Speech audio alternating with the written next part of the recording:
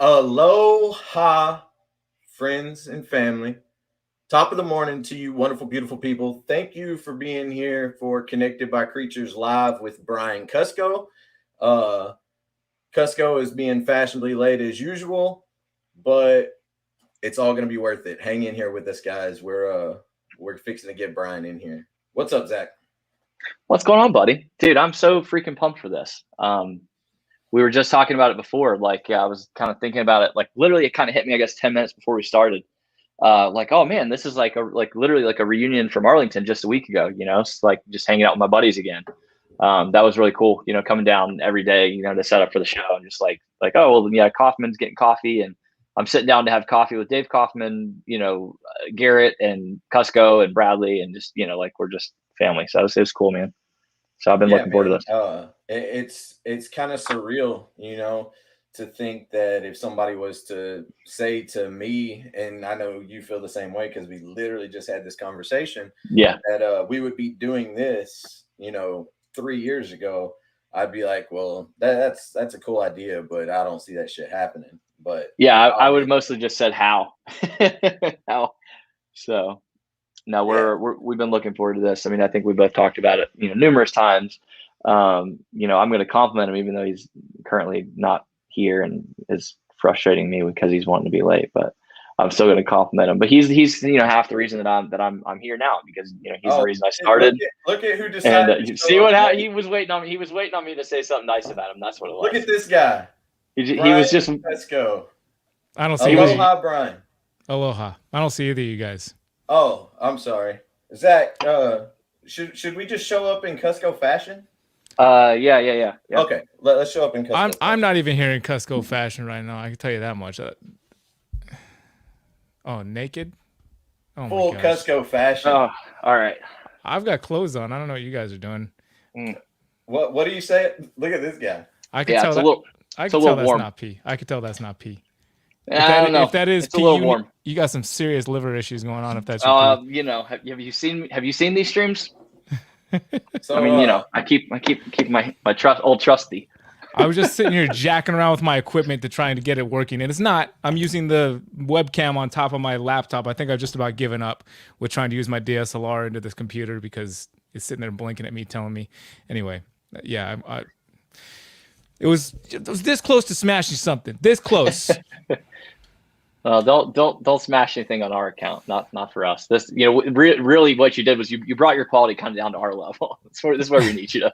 That's where we need you to operate. Okay. I feel like you guys are bringing something down to my level right now with your naked guitar, pretending like you're drinking pee action. All right, I will put a shirt on. Imitation is the highest form of flattery. Sure. And if anybody knows anything about Brian Kusko, flattery will get you everywhere. No, I don't know about that. I don't know what we're talking about right now. I don't know. We just wanted to give you a hard time as soon as we brought you into the stream. That's all. So, Brian, I had a hard enough time getting into the stream. That was enough. I'm ready to, I just need to settle in. I need a little Hakuna Matata. Woosah. Do not break all your stuff. Nah, dude, you're good. You're good. Well, we appreciate you though. I did get this new mic stand, which I was stoked we did it this week instead of waiting until next week because I get to try it out and see how it actually works.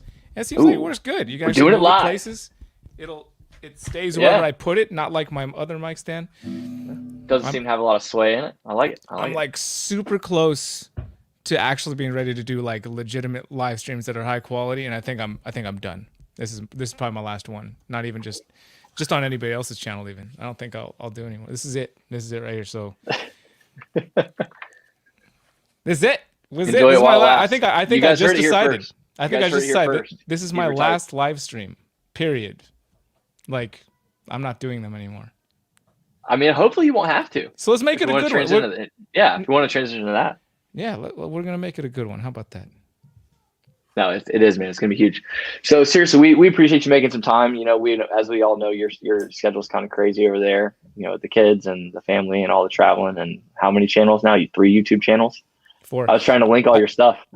I did barely make it in time just for the, like, I thought I had enough time to like get the stuff set. I already had the stuff set up from the day. You know, like I had got it set up to the, you know, this afternoon or whatever this morning, like in preparation. And I'm gonna get rid of this camera because I keep looking at it like I'm looking into nothing. It's just sitting up there. It's decoration. I should just grab the laptop and we go walk around, tour the property. How about that? Oh yeah. Why not? At this point, I guess audio. At least we got good audio right here. Oh, it's crispy. It's crispy. That is my one complaint. I want us to get a little upgrade on our end for our audio for sure. We were just together, all of us. We were just together in person. Yeah. I was just at my buddy Travis Johnson's house, Living Legless Reptiles. Bradley's met him. Yeah. Super cool guy. Glad to have him around here. But he's well, actually, I don't know if I'm allowed to speak on his behalf for his plans going forward. However, it's nice to have him around. He's a super cool dude. He's got all kinds of cool animals. He's got lots of awesome animals on the way, like different types of species of boa and, you know, his different bull snake projects and carpet python Morelia Speaking projects. of, Brian, how's that BCO project with you? That's with Travis, actually. My boy was locked up with one of his girls right now, or had been locking. They weren't all the way locked, but he was like, it was the most body language that says we've been locked for a long time without actually being locked. Like the way he was like kind of laying on top of her with his head kind of like angled on top of hers. It was just like, yeah, we've been doing this for a while now. We may have taken a little break, but it was like the post coitus snuggle they were doing. You know, they were having a cigarette a little bit. yeah. That's definitely what was happening. So it's looking hopeful. And actually, it looked like she was maybe ovulating right there at that moment. So yeah. You know, hard to tell with the two of them wrapped up, but it looked, you know, Travis seemed to be pretty certain, it'll be fantastic. That'd be the first boa litter that I've ever been part of. So it'll be fun. That's amazing. Yeah, no, that's super exciting. Yeah. But so Brian, before we go any further, you know, I really, now that we do have you on here and, you know that you're a huge part of everything. Don't gush at me, Bradley. Don't gush at me. No. I'm not gushing at you. I'm thanking you. I just appreciate you giving us the time, because this right here, Connected by Creatures, wouldn't happen without the Brian Kusko Discord. It wouldn't happen, you know, like, and I'm extremely thankful for that and for all the adventures that you and I have been on together, because they've been amazing. That's fair. Well, I've been having a blast too, man. I mean, when you first came out here, like you were, you know, even when we first met, it's been a great vibe. Like we just vibed right off the bat, you know. It was a good vibe right from the get, and has been, and we just have fun, man. And you're welcome. You're welcome. That's all I wanted the whole time. Yeah, you don't really have to thank me though. You can, you know, sure you could thank me, and I just said you're welcome. However, whatever you think you got from me was something that you had put out there yourself, that was you put out to the universe, and I fed back into it. It was just like it was a partnership with the universe. That's what I like to think of it as. That's what it was. I realized this weekend when we were hanging out, you were saying, you know, I think everybody gets just the same version of me, no matter who I'm talking to. Remember when you said that to me this weekend? Mm-hmm. And I think you're right. I've seen you interact with enough other people now where I think that's accurate. And then I had the realization. See, you helped me realize a lot of things about myself just with who you are and how you are. And maybe you remember I said this. You know, I'm like a mirror of people. Like I kind of like whatever somebody's energy is. I kind of like almost like take their same energy, just bounce it back at them. Like for sure. And so for that reason, I also had this realization just today. I was thinking about that conversation we had, and I was thinking I do that exactly. And so if I don't surround myself with people I don't like. If I don't like you, I'm not gonna be around you, because I'm gonna reflect your energy back. I'm not gonna like what's coming back between us, and I'm like, I need to get out of here, like quick, like now. I'm gone. You know what I mean? Yeah, and you know, to that point, you know, like it's taken me a while in my life to find that, to realize that the best me to give to people, to give to the world, is just who I am every day. Like you can sit and you can flip flop and you can try to put on some bullshit, and you know, you may have the world love you doing bullshit, but you're never going to be happy with what you're doing. You're never going to be happy with yourself unless you can come to people as me, like, and I'm going to use this podcast as an example. Like, I told Zach earlier, I was like, I I, I don't want anything to become negative, but like there was. I came in directly with negative energy. I promise you that. Like my desire to smash my equipment. I apologize, but that's just how I came in. I was like, dude, I'm done. My apologies. But no, man, like we've spent quite a bit of time together now, and I definitely consider you a friend and family. And like I said, this wouldn't be happening if it wasn't for you, because that's where I met Zach, and Zach and I fucking just right off the bat connected, and we're connected by creatures, man. Like that. Yeah. That's where it all started. Well, it's about time you had me on then. Gosh. Yeah, no, we worked through a lot of kinks in the beginning, and so like we didn't really know what we were doing. We weren't taking a lot of it super seriously, and that's like not to say that the guests that we had on didn't mean anything, but it was just like, I guess we both kind of talked about it. Like, we want to make sure that like when we bring a guy on that's got his own setup and his own nice cameras and his nice mics, everything he's gonna have, that we can that he can't get to work. Yeah, exactly. Yeah, but you know what I mean. Like we wanted to up our standards to a certain extent before we started having certain people on, so that I get it. You don't have to explain yourself, dude. I'm totally remember sarcasm runs strong. If I say why haven't you had me on yet? Yeah, I know exactly why. Well, my logical brain is just broken like this. Yeah, so. Well, I was kind of wondering like what would have happened if you were there when we did the Searchables Reptiles podcast, because I already lost. Like I swore at Garrett once for cutting me off in the middle of a sentence, because So I was just curious, like what would have happened? Can I fucking finish? Well, hey, I want to point out that literally I just got a text from somebody. They're like, "Are you high right now?" Because I haven't cut either of you off a single time in this whole stream. I've just been letting y'all roll. So I have my moment. I think I cut both of you off already. I don't know what happened. You came in hot, man. You came in hot. We're just like, all right, we'll just let him do his thing. It's cool. You brought the energy. No, we appreciate it, man. So anyways, I honestly, I think what I want to hear about is what you have going on as far as the snakes. We usually try to avoid a lot of that talk, but I feel a little out of the loop on we can where you're at with your season and stuff.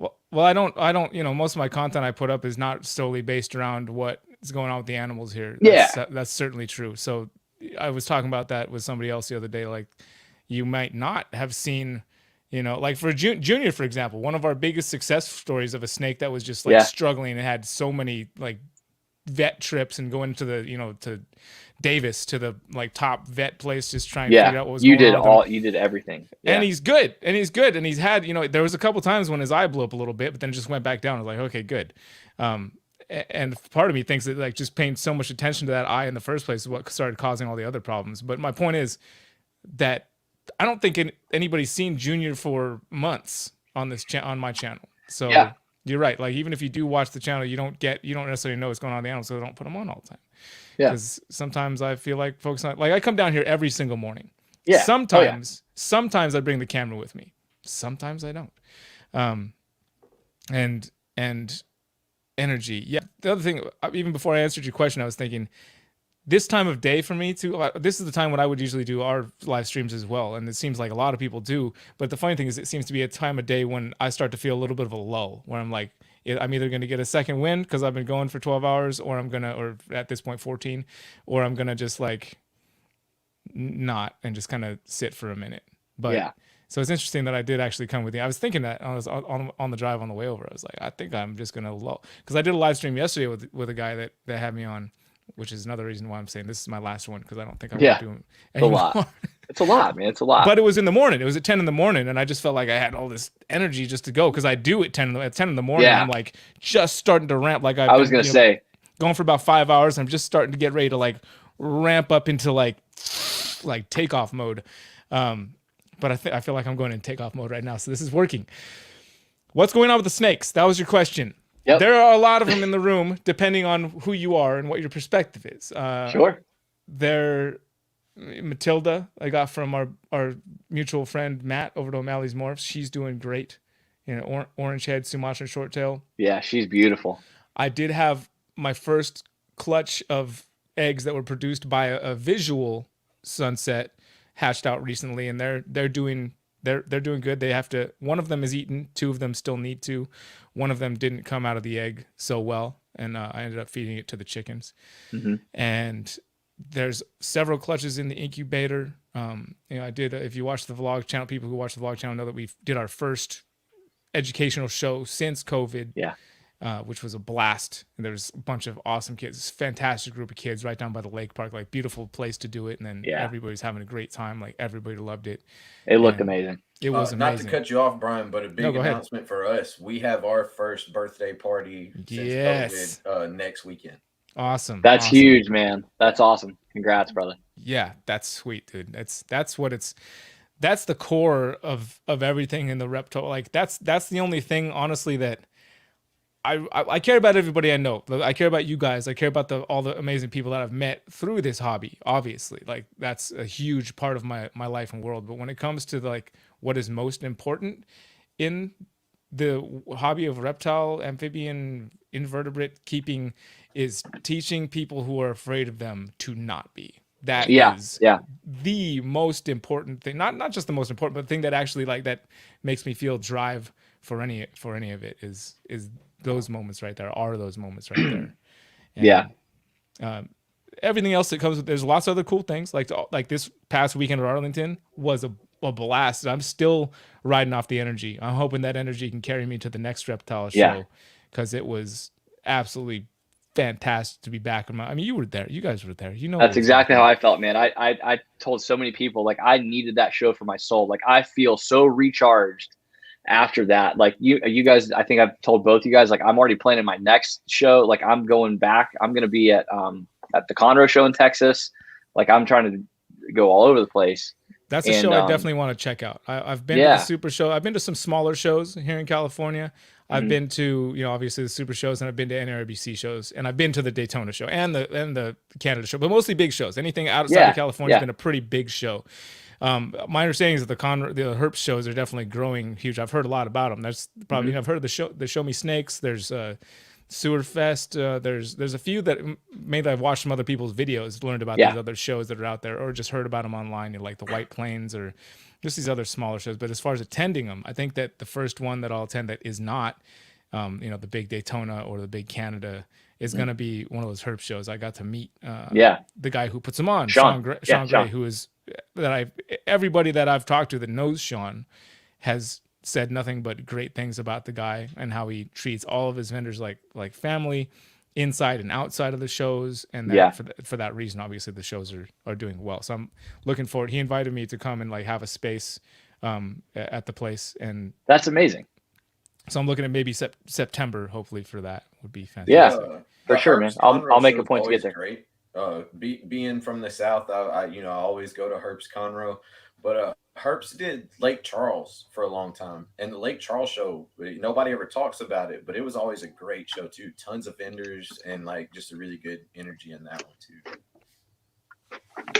Yeah, it's fun. I love those shows, especially after everything that we went through as a society with the social distancing and all that type of stuff. I think it's even more great now. It was great before. It was a blast before, but like to have that kind of ripped away for a little while. Yep. It's great to come back and super excited for the future, man. It's gonna be good. Kim Sanity YT, is that Kim Sanity YouTube? I'm guessing that's what the YT's for. That's it. I had Halo got sidestepped for Sunset at one point, or Indigo Snake, but obviously Sunset, if you watch the channel, Sunset passed. So Halo's back at the forefront because she is it's just the personality. It's the way that she is, her own particular little quirks, the way that she is around people, around kids, and just in general. Like, I know that's one snake that I'm not going to necessarily test this theory, but I almost think that I could just rub my hand in rabbit and put it up to her face, and she'd think first and be like, wait a minute, it smells like rabbit, but that's Brian's hand. She's that snake, she's as with just about every snake in this room. I had her when she fit in the palm of my hands like this, And she's just always been, there's several other mainland retics here, which I really am looking forward to eventually having a bigger space and really making some bigger enclosures for these guys. Yeah. Rather than what I learned to be the industry standard. And when I want to touch on that too at some point when we can circle back to it. Sure. Or whenever. Yeah. So just to answer her, Kim Sanity. Yeah. Sorry. Halo is definitely but I didn't bring her to the show. That last show I brought Betsy Ross because Betsy's just got a bit more size on Halo. And I just kind of want to really make that impact on the kids. And you hear it too. Like I think we captured the audio in the video where you pull out that big snake, the kids are just like, ah! So it's because of that excitement, not screaming in fear, but just like blown away. Like that huge snake. I didn't realize, because I do this thing, which I don't care if anybody wants to use this little thing that I came up with on my own. I think I came up with my own. Maybe I'm plagiarizing without knowing it. I'll have this big tub, this big travel tub, and I'll do this whole performance and show that like it's heavy. And I'm like, you guys ever seen a python before? And I'm like dragging it across the grass. It's like, ugh. All right, you ready? All right. I pull this little baby children's python. It's like, this is a python. And some people are just like, what? Is this guy out of his mind? And we play with the children's python a little bit. I talk about, how there's different species, do a little educational moment to teach that, pythons are not all huge, giant snakes. Yeah. And then, but right after that, I bring out the biggest python I possibly have. And so that's why, even though Halo is my favorite snake, Betsy takes the cake because she's just got that size on her. So impressive size. Which I've interacted with Betsy Ross, and she's an awesome snake too, man. Sure. Yeah, she's just she's got that little extra, like I totally trust her. I still, control her head in the groups and the crowds just to be 100% positive. But she does have that little bit, even though she's aware enough. Like I've never taken a defensive or feeding bite from, only one of our. Okay. I've never taken one from her. How about that? Yeah. Neither defensive nor feeding mistake. But she does have this little tiny, just this little hesitant twitch that she'll do sometimes where I'm like, you're not as chill as Halo. You're just not. Yeah.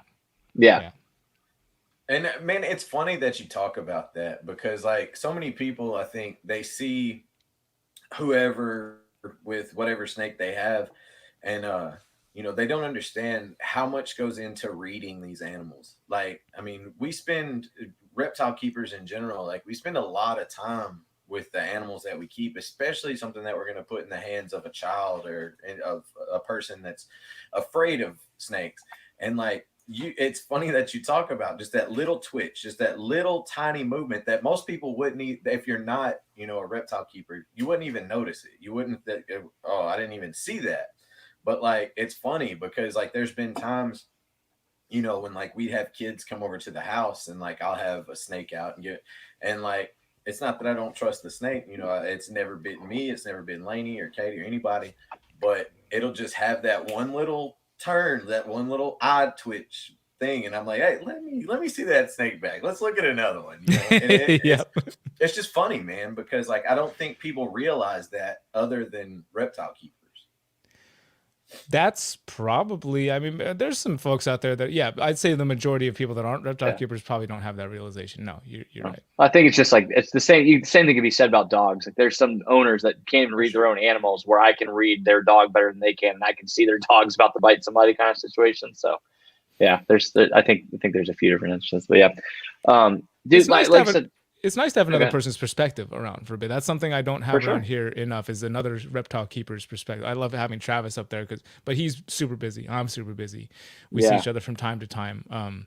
But just having somebody else that has that same, that works with reptiles on a regular basis to be around to give you a second perspective. I love when somebody comes by, it'll give me some little clarification on something that I maybe missed. I feel like I'm fairly observant, but sometimes just somebody coming in from a completely, haven't been here yet and just something I've been overlooking the entire time. Yeah. I don't have enough of that. I like to have more of that if possible. And, that makes me think about too, like how interesting it is. Like again, we'll use Texas as an example because we were all just there. Like there's this whole family. It's literally a family, like all of the keepers in Texas pretty well in terms of the folks that go to those shows. And even the ones that don't, it's literally like a family. It's a whole network of people that just take care of each other and share information and you know what I mean? And like, like rodents and just whatever somebody needs, it's just, there's this whole ecosystem that they have kind of to themselves. And I think you could say kind of the same about the way that Tennessee is happening. There's a ton of people kind of close to one another in Tennessee. And so there's a group that way. And man, that's huge, cause yeah, I think that's what's great about the shows for guys like us that don't have those people right down the street, to go and have those conversations with. There's conversations that we can have together that we can't have with just anybody else, because they just won't quite get it. They won't have that perspective. So I think that's why, again, like we kind of feel recharged after those events, Absolutely. What you drinking on there? This is just some just Just Buffalo Trace. I mean, I say just because it's pretty common around here. My understanding is that it's not as easy to come by in some other parts of the country, but yeah, we always had a hard time keeping it in stock at the bar. So we yeah, we got like liters of it out here for like $30. It's all about where you're at, who you know, and all that, right? No, it doesn't matter who you know out here. You just walk into a store, walk in anywhere, find a liter of it. Yeah, it's not some special.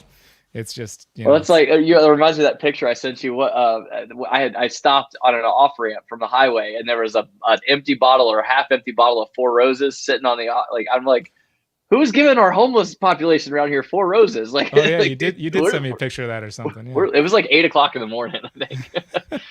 That's right, because that was the day that because I texted you, I think you said something along the lines of like, how did you know I was running? And I was like, well, because your time it's like 5 a.m. and this is when you run to the pool. Right. Which I haven't done for a little bit, actually. I don't know why. Yeah. I go into modes. I got modes. Sometimes I'm in this mode. Sometimes I'm in that mode. Yeah. And right now I'm, what did I do this morning? I came straight down here this morning, and then I did some stuff.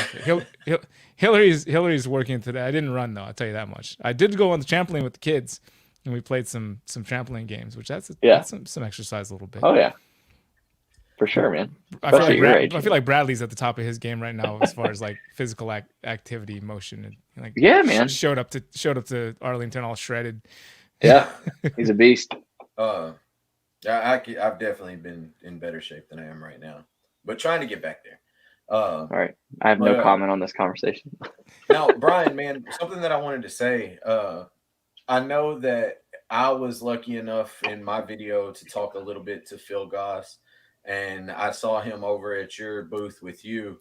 I mean, I'm not asking you to like put a spill out for everything that you and Phil talked about, because that would ruin your video that you're doing with Phil. Well, our Triple B TV in-person interviews, I generally keep between 10 and 15 minutes. So they're not long at all. And I think that was mainly born out of the fact that I was doing them mostly at shows. Yeah. And you've got, a limited amount of time per day, and then everybody else is busy too, especially the people I'm having on as guests are probably having their Phil is no exception. That mostly other vendors that have tables to attend to. So I'd make a point of keeping it kind of short and sweet, just a quick, kind of get to know you a little better. Most people I haven't met yet or talked to even before they sit down with me. That's the majority of the people I've had on. I've never even talked to them before. And so I, because of all those different, compounding reasons, it stays 10 to 15 minutes. I just want to tell you that before you ask me whatever you're asking, that we limit is like what I was going to say is, I just wanted, I wanted you to, say in front of everybody that watches this and all that, that Phil's a very approachable guy. Like he has that kind of funny, almost sarcasm to him. Indiana sarcastic. Yeah. But he's a great guy, and like I encourage everybody to reach out, talk to him, and just find out what everybody can do for US Art, because like I don't know if you guys saw what happened in Florida today, but all that shit passed today that everybody has 90 days to get their animals microchipped and all that. And like, man, we need US Art now more than I'm about to have somebody just messaged me a little while ago. I'm going to be getting on a phone call to maybe go out there, and anyway, I don't want to say too much more because I don't know exactly. I need to have the phone call this weekend. But Phil, the funny thing you say that about Phil, about his approachability, in my age that I am now, and since I moved back from Hawaii, and even before that, I'm much more outgoing than I was in my 20s. Like way more, I'll talk to anybody. Phil was one of two people ever that I felt like I needed to prepare.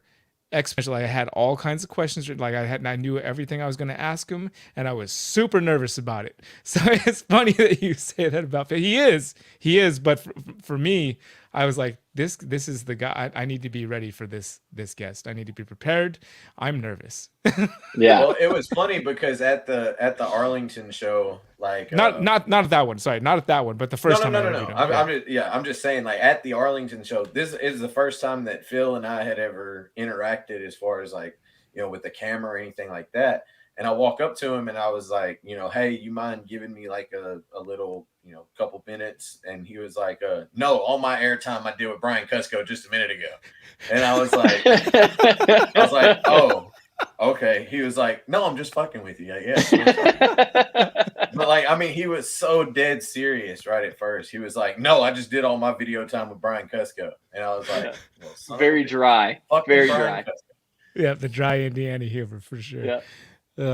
That's I resonate very much with that. That's why I think we get along so much. It's very sarcastic.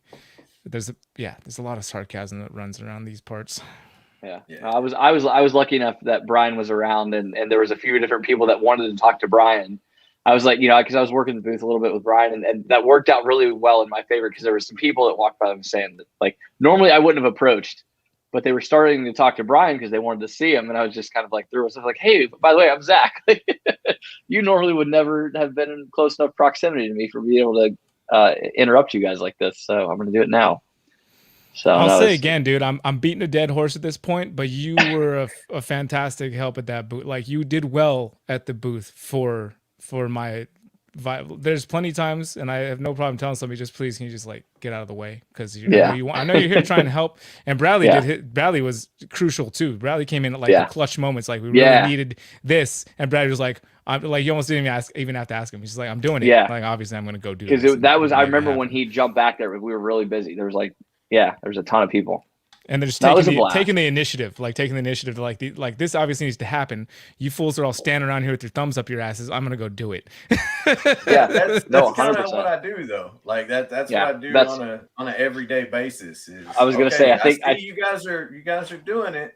Now get the fuck out of the way and let Daddy do it. Yeah. Well, that's it, man. And I think we all three kind of had this simultaneous moment of just like, all right, we're in the shit. Like, let's just fucking get through it. Like, you know what I mean? I don't know, but I think we all share that personality in some way of just like, there's work to be done. Let's get after it. Yeah. I don't know.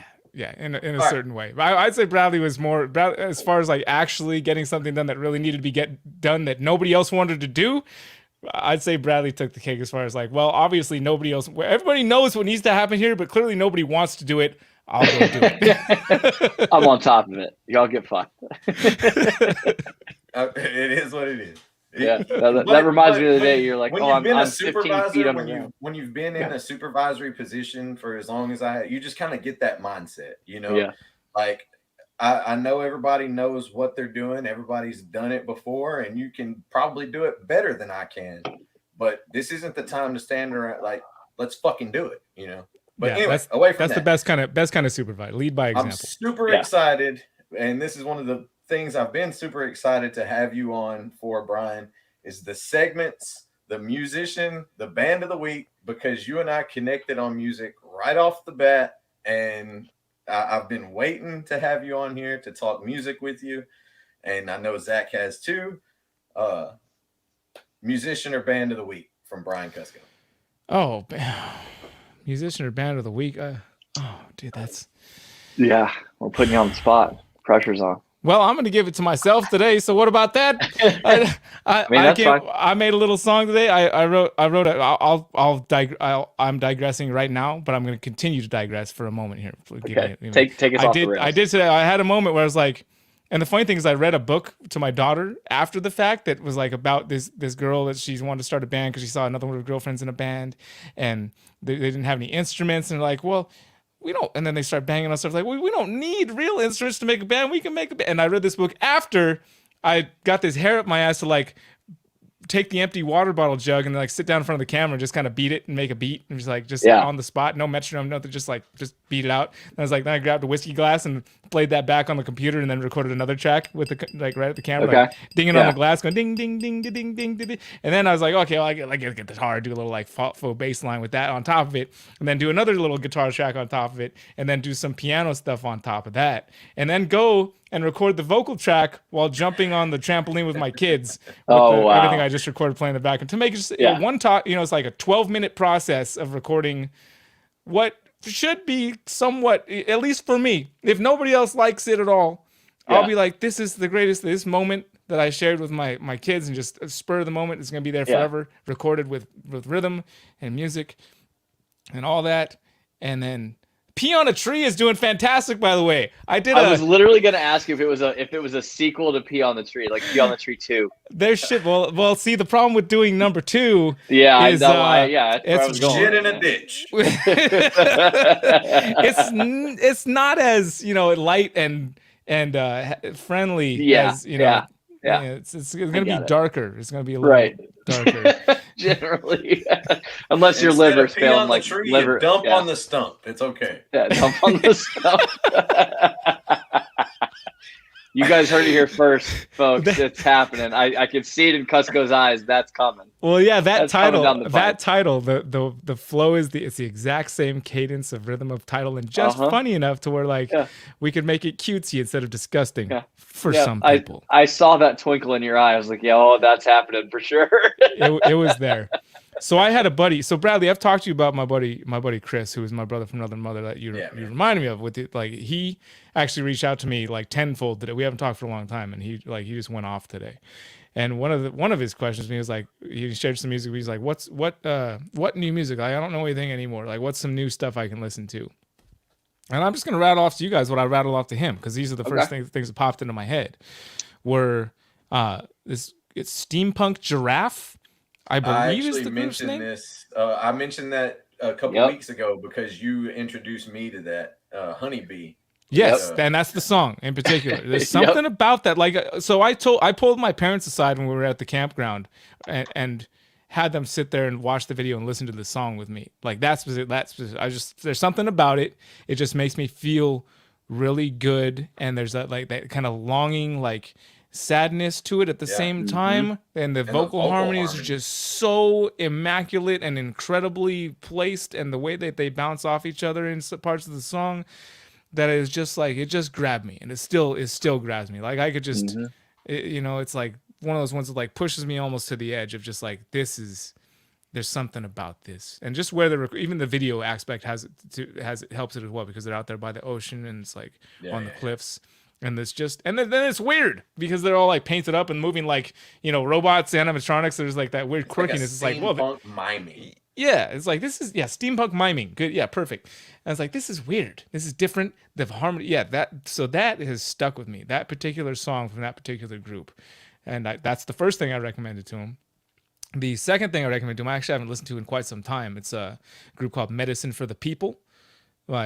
Nako is like one of the main. It's just like the words, the messages behind the music, which is something I was never into growing up with music. It was all about the melody and the rhythm and all that for me. I could have cared less, and oftentimes didn't even know what was being said in the songs that I love so much.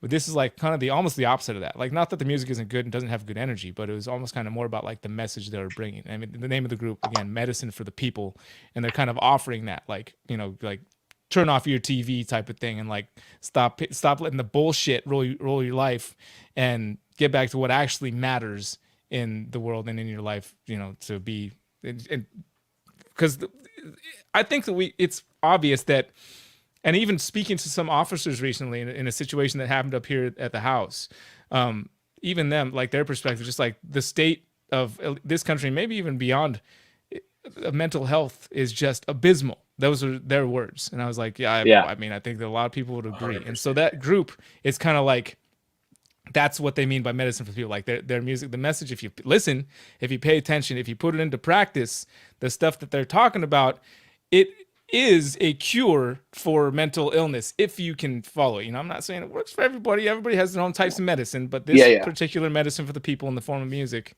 is that if you listen and you let it move you in the way that it's intended to. The third group has a similar type of vibe, and they're called Wookie Foot. And yeah, I've heard of them. So I know that it's supposed to be Artist of the Week, but I had 3 that actually came out today. That's perfect. Yeah. Because I usually splurge and go with 2 often, so you're fine. Because I promise when Zach says his and then I say mine, we're gonna make a big fucking loop and we're all gonna be. It happens every week.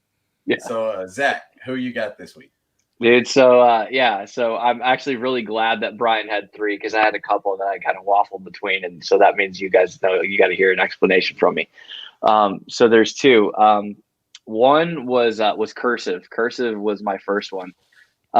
And my second one, Brian, matches your description of your band, one of your bands.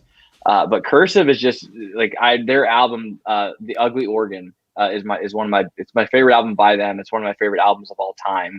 I think it came out in 2003, and I was in high school and young, and it's all very poetic and just has a lot of meaning, and like just the music is so intense. I mean, there's like cellos and upright basses, and just like it's complex and yet simple with the stories that they're telling. And so like there's this song Sierra that's amazing. That's basically like the way I always took it anyways, was like this musician who had a child with a woman, and he wasn't ready, and he ran off to continue his musician lifestyle. And then now he's looking back and seeing this child growing up, being raised by another man, and saying that, oh, well, now I'm ready, but it's too late, and like asking questions about his past. It's interesting. And they tell all this very eloquently in this beautiful song with this just complicated music behind it. I mean, it's art. The other band is, to me, it carries the same level of meaning and art, while doing it very simply, where it's when you listen to it, it sounds like just a guy with an acoustic guitar, which sometimes it is, and just very simple rhythms, but the words carry all of the weight in the world when you start listening. And so it's that band where every song they have might not wow me like melodically, or like where there's like, oh, this great breakdown, or like the music makes me move and feel, but lyrically it's powerful and really just punches you in the face. And it's a band called the Mountain Goats. They have this song called Cotton that's really good. No Children is one of my favorites by them. There's a line in there that's like, I hope I lie and tell everyone you are a good wife. Like, but it's the tone in which he says it is so like cutesy and playful that it's like you just go with it, unless you're like, wait a minute, that was a terrible thing to say. So they have a lot of moments like that. So yeah, they're a good band. They also have a song called I'm gonna make it through the next year, and that's a big one. But anyways, that's it. So thank you, Brian, for setting me up to talk for a long time. Textured vegetable protein, is that what's happening on your shirt there? No, so this shirt is actually super important right now. This is the what is it, the Till Valhalla project that Chris Eaton is. Gotcha. Yeah, I was just talking to Limey about that today a little bit. Yeah, man. Yeah, it came in before the stream. I literally actually had I was gonna wear Philip from PD's shirt, and this came in today, and I was like, okay, like I need to wear it because it'll give me a reason to talk about it. So these guys do a lot of great stuff for the families of fallen soldiers, as well as they donate a lot of money to basically mental health advocation for soldiers and things like that. They need that stuff. So yeah, I guess it seems like it's a pretty good project. I read up on it, and Chris Eaton is doing a big push for them right now. If you guys want to check that out, jump over to his page. I noticed that. I did notice that. Yeah, so it's cool. Okay, so my band of the week is I got to give a shout out to my mom for this one. It seems like if you look through history at different bands, like if you have siblings in the band, it's always a badass band. Like, of course, a huge Pantera fan, you got the siblings, Eddie and Alex Van Halen. Yeah, Eddie and Alex, huge. Alien Weaponry. My band of the week is Heart. Okay. Dude, Annie Wilson, like Nancy Wilson, whole other level. And like, I don't know if a lot of people, I'm also a huge Alice in Chains fan, like huge Alice in Chains. I mean, I named Laney after Lane Staley from Alice in Chains. Like, love Alice in Chains. I've seen interviews where Jerry Cantrell's talking about playing guitar and like his fingers bleeding And Nancy's still like, "Oh, what are you doing? Come on, man. Like we're still playing. Like, what's the deal?" But I remember being a little kid, man, and like my mom listening to Heart a lot. And like it hits me for two different reasons. Number one, because it's extremely nostalgic, because like I said, my mom listened to it a lot, and like there's emotion attached to that. Like I have, certain memories of certain places being attached to certain Heart songs, but also growing up and playing music, like understanding how talented these people are. Like, they're both amazing. Like some of the things that Annie Wilson does vocally is fucking insane. Like, and then Oh yeah. it's they're just a great band. And like, I feel like sometimes, like people get kind of overlooked, and like that's a band that I don't feel should ever be overlooked because they're amazing. No, I'm with you, man. I think that's an interesting thing, right? Like, so like there's been phenomenon at least twice in my life that I can remember that have been, I think, powerful for bringing back like older music for newer generations and really like giving life to that stuff. And like I remember the first one was like Guitar Hero came out, right? And that brought back like all these classic songs and introduces this new generation and really kind of saved that stuff from disappearing. And I think TikTok is kind of doing that again, where a lot of music is kind of trending on there. That's old songs that people never knew existed and things like that. So social media. Yeah, exactly. What the hell is Barracuda about? What is this song about? I Can anybody tell me? Idea, no. Here's the thing. I think I've listened to that song a million times. Yeah. I know every word to it, and I still don't know what that is. Yeah. I think it takes a combination of both, like being a woman and then taking a lot of psychedelics, and it might make some sense. Yeah, I don't know if like, that's in the cards for me right now. Yeah, I don't have the time. I got one down. I got one down hard. Yeah. Yeah, we had a brief conversation about that at the show. I really was hoping we at some point we get a minute to sit down, but we'll catch up about that at some point soon. Sure. Well, whenever you guys make it out here, I got enough for the whole fucking city. Oh yeah, yeah, absolutely, man. All the positivity and good times anybody could ever hope for. I hear you.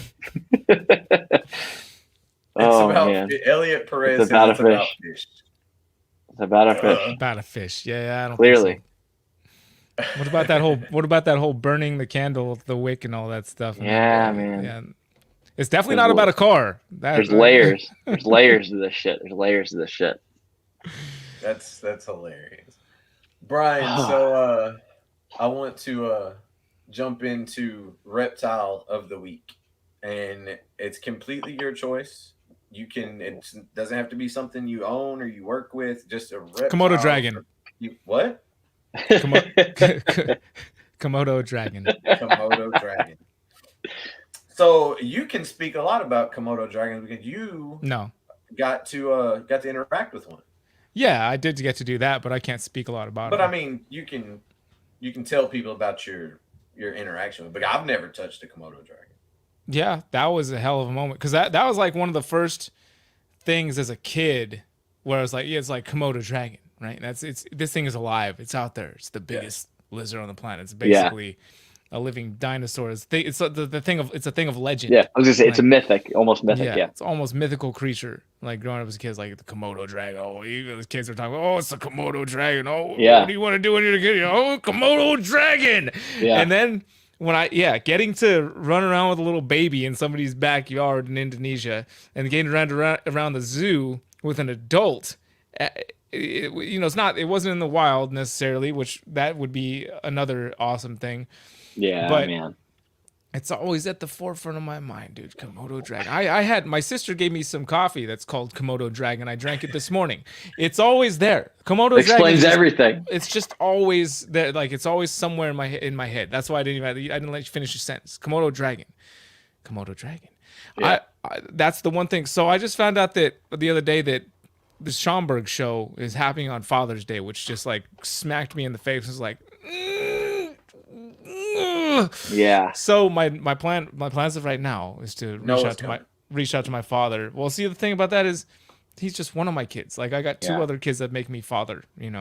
I I don't know if we can make all that work, but I'm thinking maybe I can bring my father. But the reason Komodo dragon ties into that is because another reason why I was like, well, I should be like at least 98% on going to this thing, because there's going to be an opportunity to feed a Komodo dragon out there in that vicinity if I do make it out that way. And not that I didn't get to feed the last Komodo dragon. I just got to chase him around with my camera when somebody else fed, after somebody else gave him the chicken. So to actually get to feed it myself would be a new thing, and it would be Komodo dragon. So Komodo dragon, whether it's the coffee, whether it's what's going to get me to Schaumburg with my dad, whether it's just the first reptile that was just like the most pinnacle thing that was just like, whoa, the holy of holies is Komodo dragon, where I am concerned. Yeah. It's the reptile of the life. It is. It's the pinnacle. It's not the reptile of the week. It's not the reptile of the month. It's the reptile of the life. Well, it's funny too, man, because like you talking about, you know, being a kid, and here I can remember the first time I ever, you know, heard about a Komodo dragon, and like I remember thinking to myself, like, they just said there's a dragon, like there's a dragon, and like it's real. And I mean, I was young, I was really young, but like I remember my dad talking about Komodo dragons, and I had a magazine, or it was either a book or magazine, I can't remember, but it had a picture of a Komodo dragon in it, and it was saying like, you know, this could be up to a 12-foot long lizard, and like when you're a kid, you don't realize, you know, what 12 feet is, you know, like as a little kid, you don't, your sense of measurements, oh well, how tall is my or how tall is my uncle, you know, and like you don't really think about it. And like now, you know, thinking about a 10-foot lizard, like right here to the right of me, I have about a 4.5-foot iguana, and she's hell to deal with when she doesn't want to be touched. I mean, like, even just thinking about feet, like, yeah, are we still using the king's foot? America. America, yeah. How many kilometers? Noah always uses meters, and I'm like, where are you from, kid? Like, what? He's like, is it in closer touch with the rest of the world than all of us are? I guess. I mean, he's lower to the ground for sure. He's like, Dad, this makes sense, and you know, it's easier for me to do the math in my head. So like, I don't know. You deal with your feet and miles. He does it accurately too. He does accurate guestimations with meters. Like, oh, that looks like it's about 9 meters. And it's like, yeah, it's probably, that looks about right. You know, yeah. Okay. Chris Sexton says, "Don't trust any measurements Kusko gives you." I've never claimed to be good at measuring length. We're gonna need to get Hillary down here for this segment if we're gonna talk about measurements. Yeah, we could do that. We talked about feeling. Man. I've got another mic set up down here just in case somebody else needs to use it, whether it's the guitar or there's a second mic. I got it set up.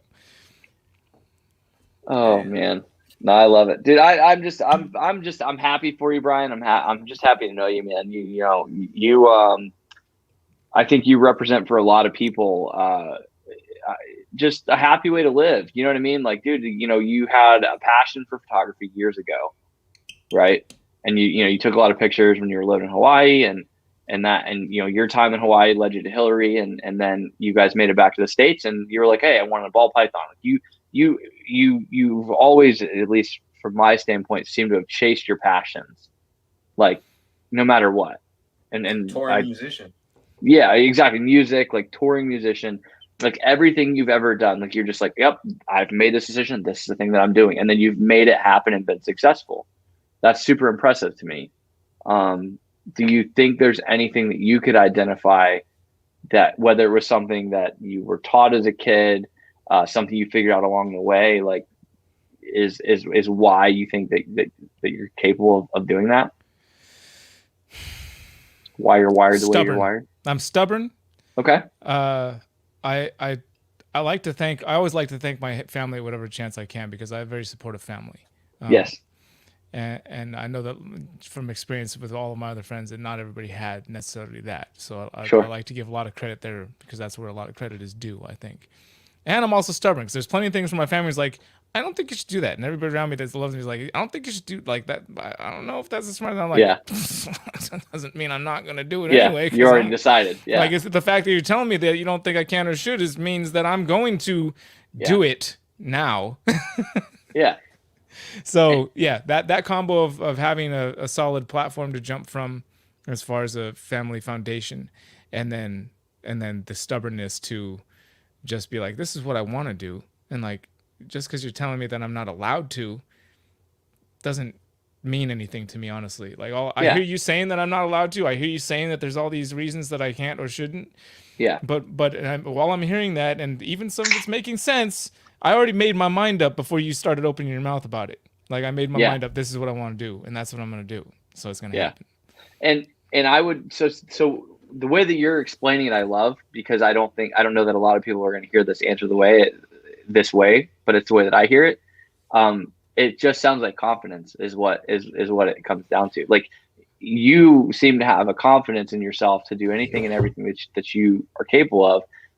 And that's why you've been successful everywhere you've been. And the only reason I say that is because I feel like I've heard similar things from other people. That's where I'm at now. It wasn't always like that. I was very shy, very subdued, very introverted, very not confident as a kid. In fact, so unconfident that I wouldn't want to go out on the playground until all the other kids were gone.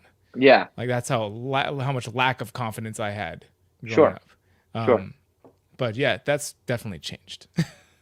Yeah, and that's a super interesting point, because I often feel the same way, where I have moments where I'm like super confident, like that's why I know, I'm like, oh, like I can think, I'm like, oh, well, that's how I pulled that off. Like I was really feeling like confident about that particular thing for whatever reason. I've got nothing but confidence anymore, my friend. Nothing but confidence. Even I see even that. I think that's why I brought it up. Even if it's a failure thing, even if it's like I feel like I'm failing, like, yep, no doubt about it, I'm failing right now. I'm gonna go in hard on this fail. Like I was gonna try and maybe not eat ice cream tonight. Nope. I'm eating this pint and I'm gonna go get a second one when I'm done with this one. Yeah. I'm confident. I may have failed today, but I'm confident that I'm gonna fail as hard as possible. All the way. Dude. How often do you have those moments where you feel like somebody is literally speaking your words out of their mouth? Probably all of them. Yeah, let's be honest. Like we could go really deep about that conversation, about the fact that we all just simply regurgitate other people's thoughts, but that's not tonight. Well, Brian, we'll have that conversation when we're there, when you're spreading around all of that love and joy that you said you have for everyone. Yeah, that's fine. That's fine. We could do that. We'll go to that place at that point. Brian, man, we're running up on the hour mark, and Zach and I have talked that we don't want to take up too much of your time. Hey, don't even worry about it. Listen. Don't even concern yourself about that. I'm here. We're here. Whatever. Don't worry about it. I'm here with you guys. Like I said, this is the last live stream I'm doing. We got to make it count. Yeah, no, I agree.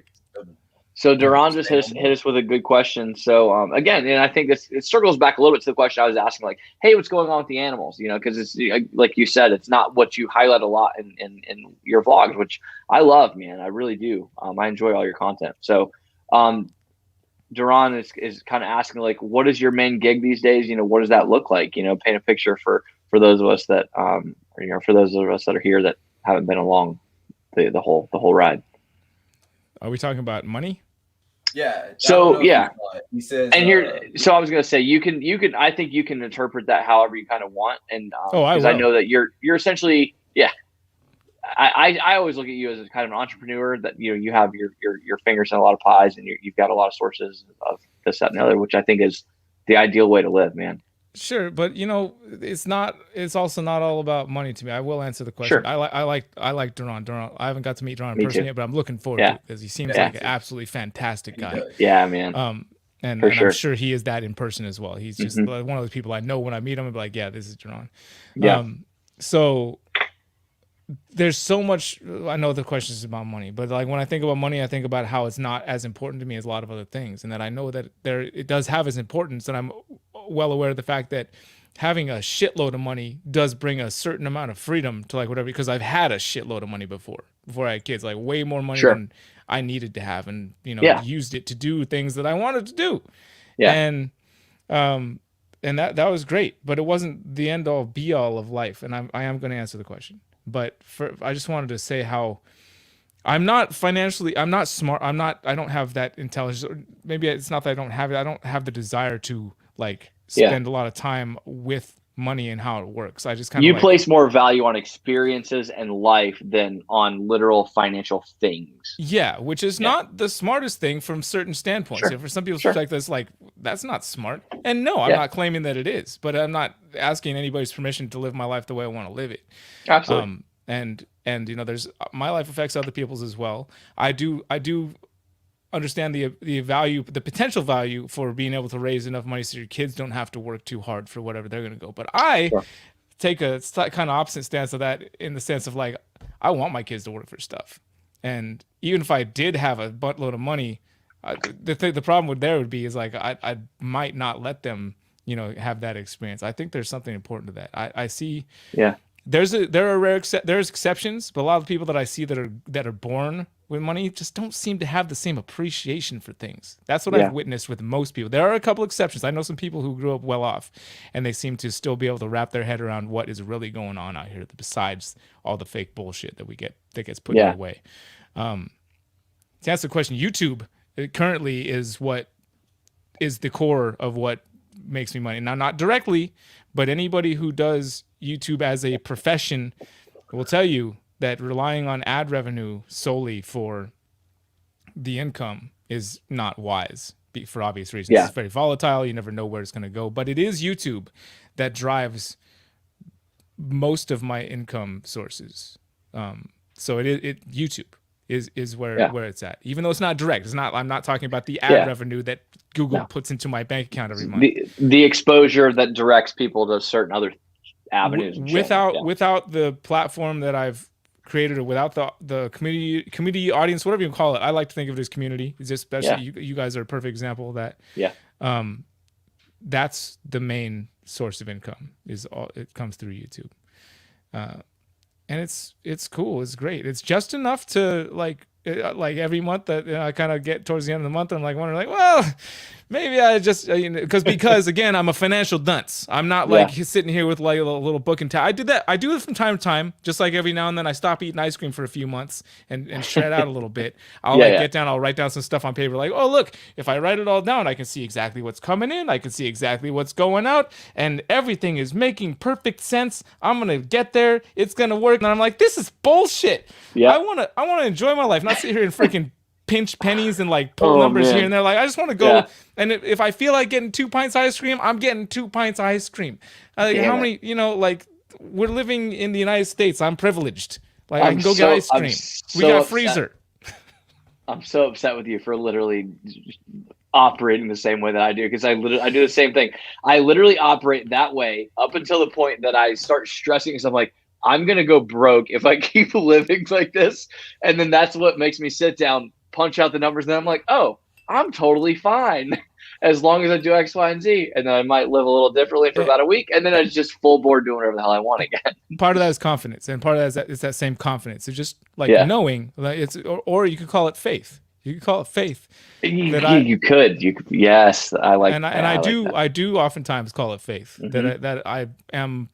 I know that whatever needs to be will be, that you don't need to worry and stress about what's going to come. Like, if you do your part, if you play your part in the world as you're supposed to play, if you be yourself, if you follow what you call it a righteous path, or you can just call it just whatever, following your heart, everything else will come along that way. And I think that the more that everybody strives to live that way, that it's better off for everybody. Because when you fall off of your path, then it creates stress for yourself, and in turn can create stress for other people.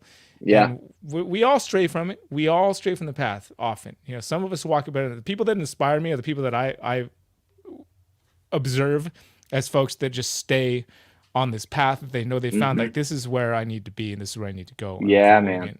And those are the people that inspire me the most. I'm like, that's very difficult. It's not easy. Yeah, it's not easy, because there's always little distractions.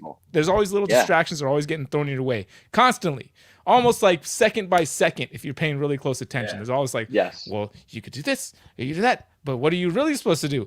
Well, if you to your point, Bradley, it can be difficult. It can be difficult because of all the distractions, and today is far from the exception. Today is more the rule of how difficult it can be to stay on that path and not get distracted by all the thousands of things that are being thrown at you, especially through this thing right here, if you carry it with you constantly, often.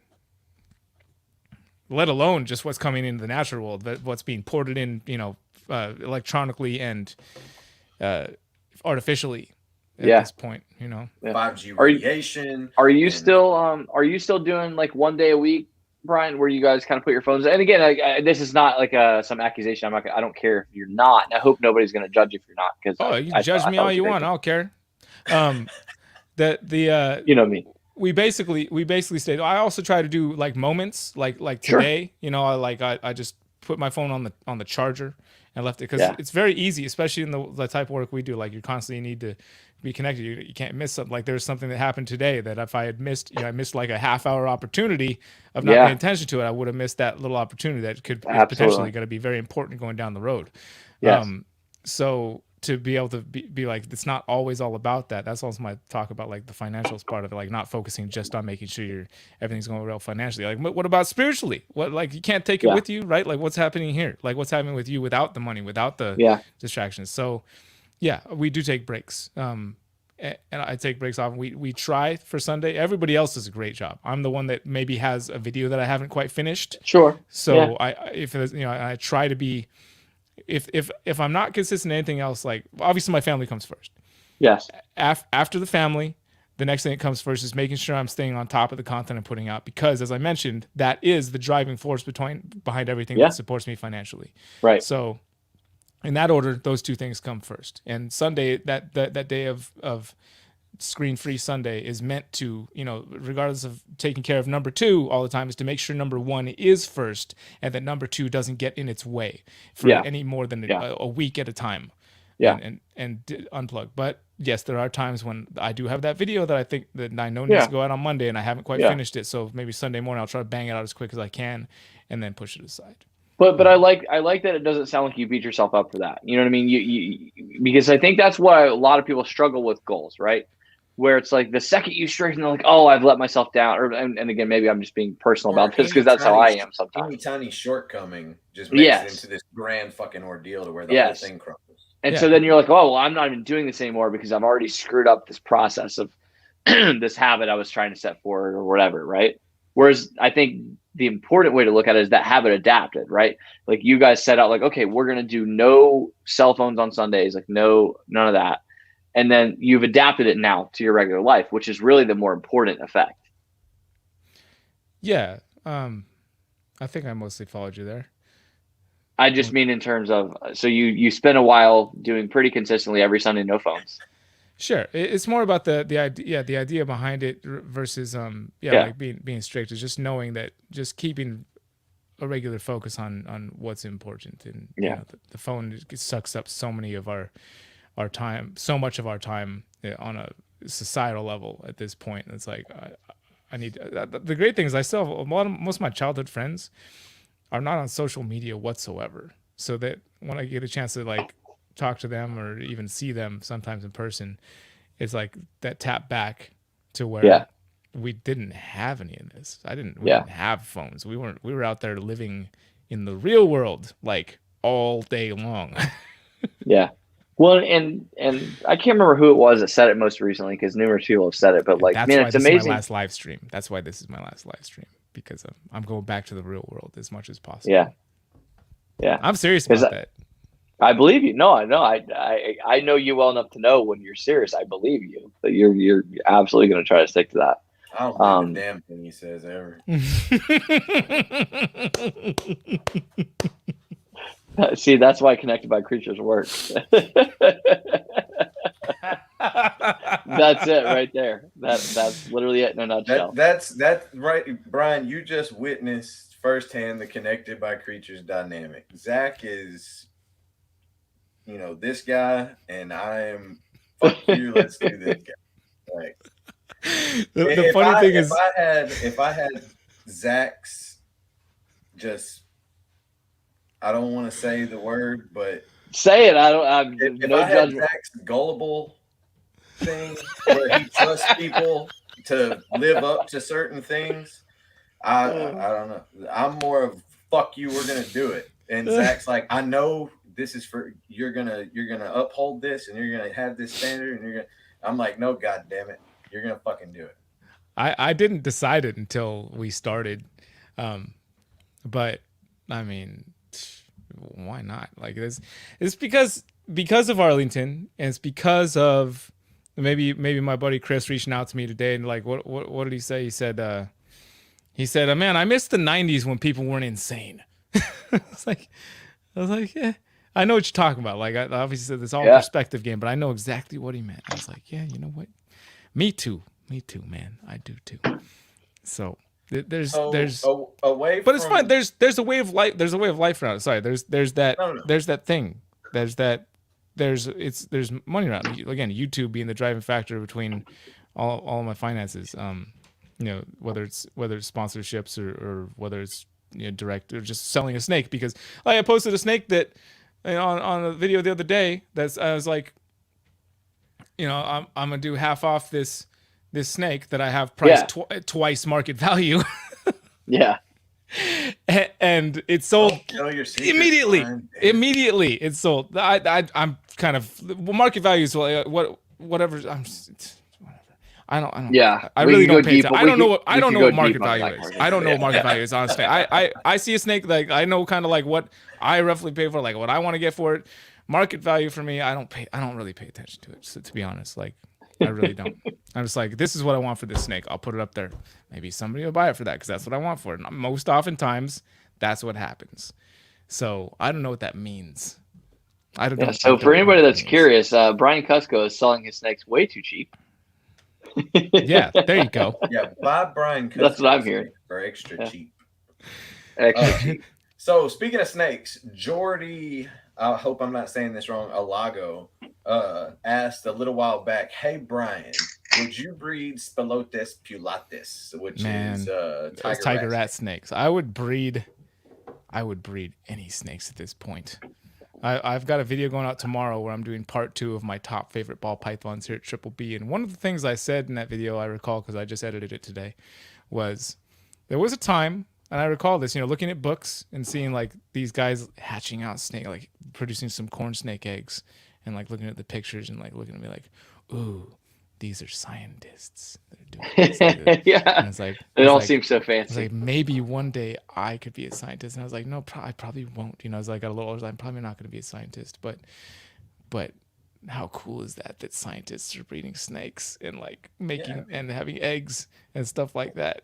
And now, I would, if I had a pair, I would breed them, absolutely, just so I could see those snake eggs come out and be like, ooh. Snake eggs. I'm excited to see where Triple B is going to go in the next few years, man. I mean, you got a lot of stuff over there that I know you're raising up that you may or may not have plans for. You got some scrubs over there. I mean, you're doing a lot of this stuff with the bloods, and I know your bloods are selling out as quick as you can produce them. So I just way quicker than that. I could keep up with that because I'm not trying to keep up with it necessarily. But yeah, you're right. They're sold well before. They're sold before she locks up for the next season. Yeah, I know they are, which is amazing.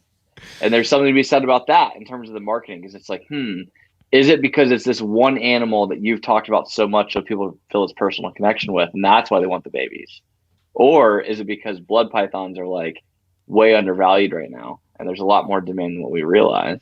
It's hard to say. And that's what I'm talking about with like walking that path of finding that path and just staying true to it and not trying to force things and not trying, because I love that snake. I absolutely know you do. I've got such deep, like that snake is a family snake. Like I've got pictures of Noah holding that snake when he's 2, and again now when he's 8, and they watch them grow together, and she's so just like, so there's. And it's not that's not marketing. I mean, that it ends up being good marketing. It turns out it's indirect. It was unintentional, right? It's a byproduct of just staying to what I liked and just being like, I really love this, and I want to check this out and see how this works. And not to say that I fall off the path all the time. I probably fall off the path. No, we all do. We all do. Multiple times on a daily basis.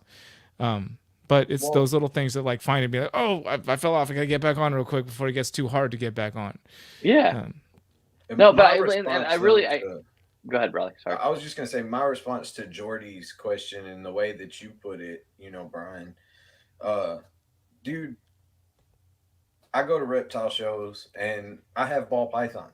But like I said, we're transitioning away more from breeding to doing education parties and stuff like that. But I hardly even look at ball pythons at the shows anymore. Uh, and I'm not saying anything against ball pythons. I love ball pythons. I have them, but I think that, back in the day, you hear these guys talking about how they had all these different animals and this different stuff. Like, I've talked to Brian Barczyk in person about like him going and seeing like certain tiger rat snakes and, like different king snakes and different stuff.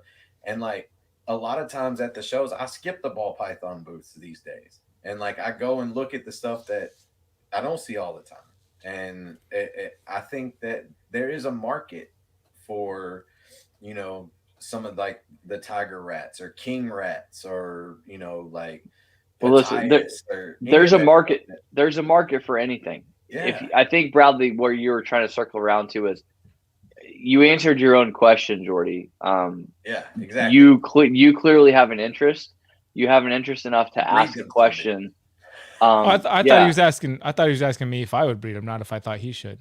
Well, he was, but I think in turn, that's him saying, Yeah, we're trying to read between the lines. Guy would do it, and then maybe I get the fuck out of here. Quit trying to interrupt my creative brain with your logical questions. It's going to break my head. I'm not going to be able to speak for 5 minutes. You're not. But no, Jordy, I do. I think, man, I think you look at what anybody else has ever done with any project. If you're excited about it, if you like them, other people will like them too. But you need to make sure that you talk about them. Make sure that you're putting those out there. If you're that excited about them, share them with other people. I think Garrett Hartle's probably the prime example of that right now. I wasn't going to bring him up, but I'm glad you did because it's the facts, man. He's the master. And speaking of Garrett Hartle, he is our guest next week on Connected by Creatures. How dare he? Yeah. Yeah, no, I fully agree, man. What he did for the super dwarf market, he built it.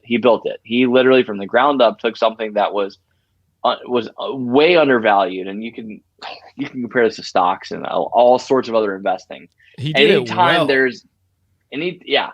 Anytime that you see something that you love, that maybe a couple other people that really love, lean into that. There is opportunity there. It's undervalued. Blackhead pythons right now, I'm calling it right now. Those are going to be like, they're already crazy prices. I think they're going to go up even further. I'm just using that as an example. Blackheads are sick. They're so sick. They're so sick. Blackheads at Arlington. Dude, stupid. Massive ones. There's this place up on the northeast coast of Australia, and I wish to crap that I could remember what the heck the name of the place was called. Oh, no. There's a huge banana right on the road. If you find the huge banana, you go like in the parking lot behind there. There's a really great snake place, really cool guy that runs it. Had these massive blackhead pythons there. Oh man, so cool. It was like, I mean, they're not quite as cool as an indigo snake, okay, but they're pretty cool. Yeah, they're pretty cool. Brian, this is a random thought that just popped in my head. You have, because of the way that you were describing, like, there's this banana in the road, and you go, and there's these huge snakes. Anyways, that put thought in my head. Do you still have you found recently the map for Indonesia? Barczyk, right? Yeah, I sent it to Brian. Okay. He mentioned a while back, because I mentioned to him because I was cleaning the house. I was doing something. Yeah. I was like, I think I found it. Right? I mentioned to him. He's like, dude, I would love to have, if you have, or maybe we were talking about if I did find it. I was like, I think it's somewhere. I don't think I ever threw it away. I remember spying it somewhere. I just didn't remember where. He's like, if you ever find it, man, I would just love to frame that and just have it. So that I was cleaning the house. That's what I was doing. I did spring cleaning. I was cleaning out under the house, and it was just I found it, and I was like, oh. Well, I guess I better get a frame and send it to Brian, because otherwise I'm just gonna lose it. I would ask you guys to make copies of that. Okay, so I don't know if we prefaced what it is you're talking about right now, but if anybody's know what you're talking about. I apologize. There's a map. There's a map that I wrote down on the bottom half of my packing list for a trip to Indonesia. Garrett Hartle was giving me these back roads descriptions of like it's literally like drive past the cobble. Oh man, I don't have it. I didn't even take a picture because Garrett lived in Indonesia, so Yeah, Garrett yeah, so he literally knew, like, spent years in Indonesia and Yeah. was explaining to Brian and Brian how to get vaguely to this place. how to get to this.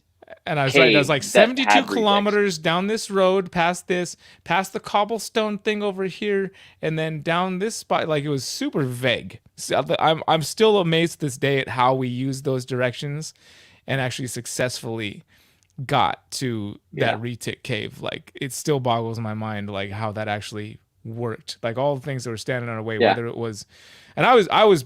Again, to my point of stubbornness, like, I was going, like, that was my plan. That was actually my main point, like, obviously to go and like have an amazing trip with Brian and Forrest, but also to go to that retic cave. That was like my mission. Like, I'm going there, whatever it takes. In fact, nobody was gonna go. We were at the place in Bali, a nice, like, beautiful swank villa that Ko had set up for us. And it was like, nice pool. There's even like a rubber ducky in it. Like, it was a little paradise thing. People bring breakfast in the morning, and it's like, and Forrest's like, I ain't going nowhere. Yeah. It's like, it's way easier here. Yeah. Yeah. And Brian was like, Brian's super, hesitant about planes. Like, he's very lots of anxiety about getting on a plane, especially a propeller plane, like a prop plane. And the guys were with us, like, kind of assuring him, no, it's a jet. They don't do the prop plane anymore going there. And so he was still on the fence, like, about going out. And I was just like, well, whatever you guys are doing, I'm going. You guys stay here at the villa. Like, I'm going. It's not a question. I'm not like wondering, will you guys go? Like, I was like, I'm going. It's not a question. I'm going. If you want to come along, because I'm going. But yeah, there were a lot of things along the way. Thankfully, Garrett gave it. I don't think that would have been possible if we didn't have the directions from Garrett. Yeah, as much as they were just like four notes. So that's what I loved, is I've seen like video or like a quick flash of what those directions look like. And guys, for those who don't understand, like, it's literally like, hey, you're in the jungle, take a left past like this tree that looks a certain way, and like a half-drawn picture of this tree. It's a treasure map. It's like a pirate's treasure map. It took us all day to get there too. And then the story of when you guys 5 miles an hour down some of these roads, because it's just like hasn't been seen, it hasn't been tended to since the 70s or something. And then, like, you guys had to ask permission from the elders, and the elders had like giant knives, and there was this whole ceremony of like them blessing you to go there. There was a legitimate moment where I was like, I don't know if we're getting out of this hut, Brian.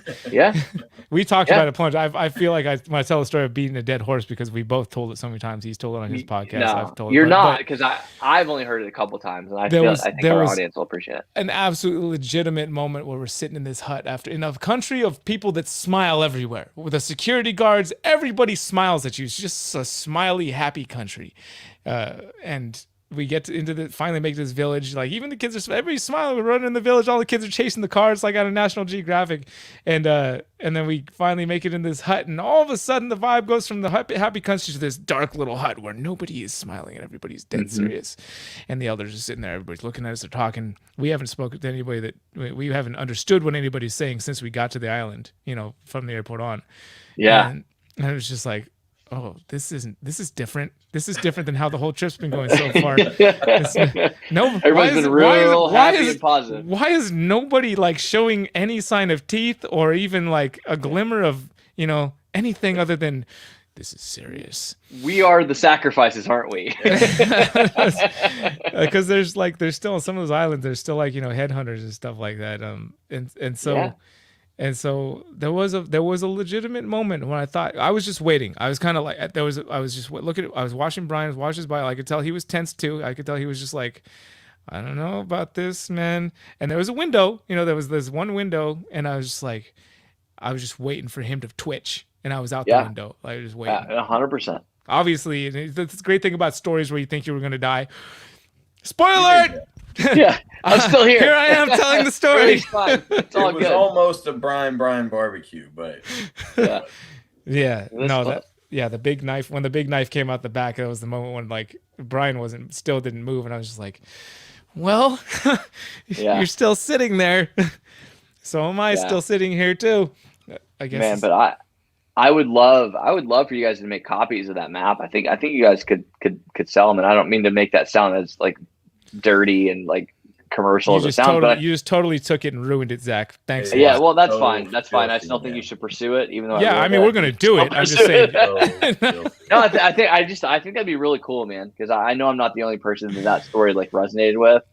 And I think there's something to that, for sure. No, we'll sell them. We'll sell it for let's call it, I don't know, some exorbitant number. There's going to be a few zeros on the end of whatever the price. Well, here's what you could do. You could, and Brian will understand this if you relay this to him, tell Brian, like, listen, find a way to make an NFT out of that, and then like I don't know what that is. Yeah, that's why I said you got to really relay this. So Barcheck, if you're watching, he's gonna have to sing this clip. Make an NFT out of that image. Well, you're gonna tell me what an NFT is? They're digital images that you can literally sell, essentially, that are coded. So it's like you actually own this image. It's complicated. It sounds. I don't know. There's a lot of money involved. Yeah, neither do I. It sounds greasebally, but I just spent a lot of money. I love the story. And then, like, you buy the map, we will take you to the place. The experience, if you could sell it, would be amazing, as long as it doesn't end up like every other experience involving humans, where it's like there's just trash on the trail. No, see, that's after day one. That's why it's super expensive. You got to be dedicated, and you got to want to come, and you gotta not just want to come, but it has to be in your heart, and we'll determine. Like, and I've seen Tom Crutchfield talk about the trip that he goes on, and he's advertised them, on his page, and I probably shouldn't have said this publicly on anything, but why? He kind of puts it out. Well, I don't know. He advertises it. Go ahead and advertise. Well, I was just saying he does. He puts it out on his public profile, like, hey, we're making this trip year round, or like once a year, to the jungle. So a lot of these places are like tribes that Tom's like, yeah, I've been visiting these tribes, for years and years and years and years, and it's literally just like a trek through the jungle. Man, that is like I want to go. That is my bucket list trip, because he's getting older, and he's like, we're only going to be doing these for as long as we can kind of do them. But he goes out there and herps in these actual jungles and hangs out with these actual tribes. One of my favorite Tom Crutchfield moments is him scolding me like a school child in front of everybody else. Oh, I'm so glad you brought this up, because I wanted to know the details of what exactly happened, because it never came up. No, it did. It came up. It's out there. I'll have to find it then, because you clearly, All right, I won't drag it at you, because I really want to understand, because I know your energy and I know Tom's energy, and I'm just like, man, like, what exactly happened? But anyways, I won't make it more awkward than it already is. No, I've already talked about it. I just don't want to repeat myself. I've already told the story a couple times. I'll have to talk about something new. I'll track it down. So, well, then tell us what is going on with Triple B for the next couple of years, man. I mean, obviously, we all know at one point you and Hillary had a property that you guys have purchased that you guys had some plans for. I know you've given an update on that. We were trying to sell it. And we were in escrow, and the buyers backed out again. Yeah. Not the first time. We've had several people back out in the past, but we just, like day before yesterday, we signed a thing to back out because the buyers are backing out. Again, okay. That's I'm not sure at this moment what's happening in 2 years. Like, maybe you know what? Sunset Clown Pied. That's as far as like Triple B and snake breeding goes. Yeah. Sunset Clown Pied, and maybe an expansion into a space. I always have space in my room, like just from where I'm sitting, I can count 1, 2, 3, 4, 5, 6, 7, 8, 9, 10, 11, 12, 13, 14, 15, 16, 17, 18, 19. Let's just do math up there. That's 24 plus 20. No, what is that? I'm trying to do math. 20, 40. Anyway, there's a buttload of space. I always like to have space. Ooh, is that a sitar? Squirrel. He was waiting. Wow, that is a sitar. That is a sitar. What are you doing with a sitar? I'm not learning to play it. Why not? Like, listen, if you I'm break trying out to figure out how to string this thing, honestly. Oh, it's not strung yet. I was gonna say I didn't think I saw. Wait, no, there's some strings on it. Yeah. Oh, it's got strings. Man, let me tell you, there's this fantastic resource out there called YouTube, and if you look something up there, chances are that somebody's made a video. Well, the like, last time I started watching shit on YouTube, I made friends with you, and it just fucked everything well, life ruined. up. well, then you have to find a new way to string No, that sitar. man. So the lady that my mother-in-law took care of for a few years, she passed away, and she wanted this sitar restrung. She spent some years in Afghanistan. She lived in Afghanistan for a while, working over there, and she got this sitar there, and it's legit, man. Like, I've looked it up. It's Sher Muhammad and Sons, and like, it's some legit sitar brand, and she wanted it restrung, and before she passed away, it just never happened. And so now I have it, and I'm gonna try to get it restrung for them. Take it to the guitar place down the street that works with exotic instruments and stuff. Something about a sitar and a doombeck combo. You have to get a doombeck. A doombeck. Doombeck. Yeah. It's awesome. But it's the drum. It's the one that's like the doom. Yeah.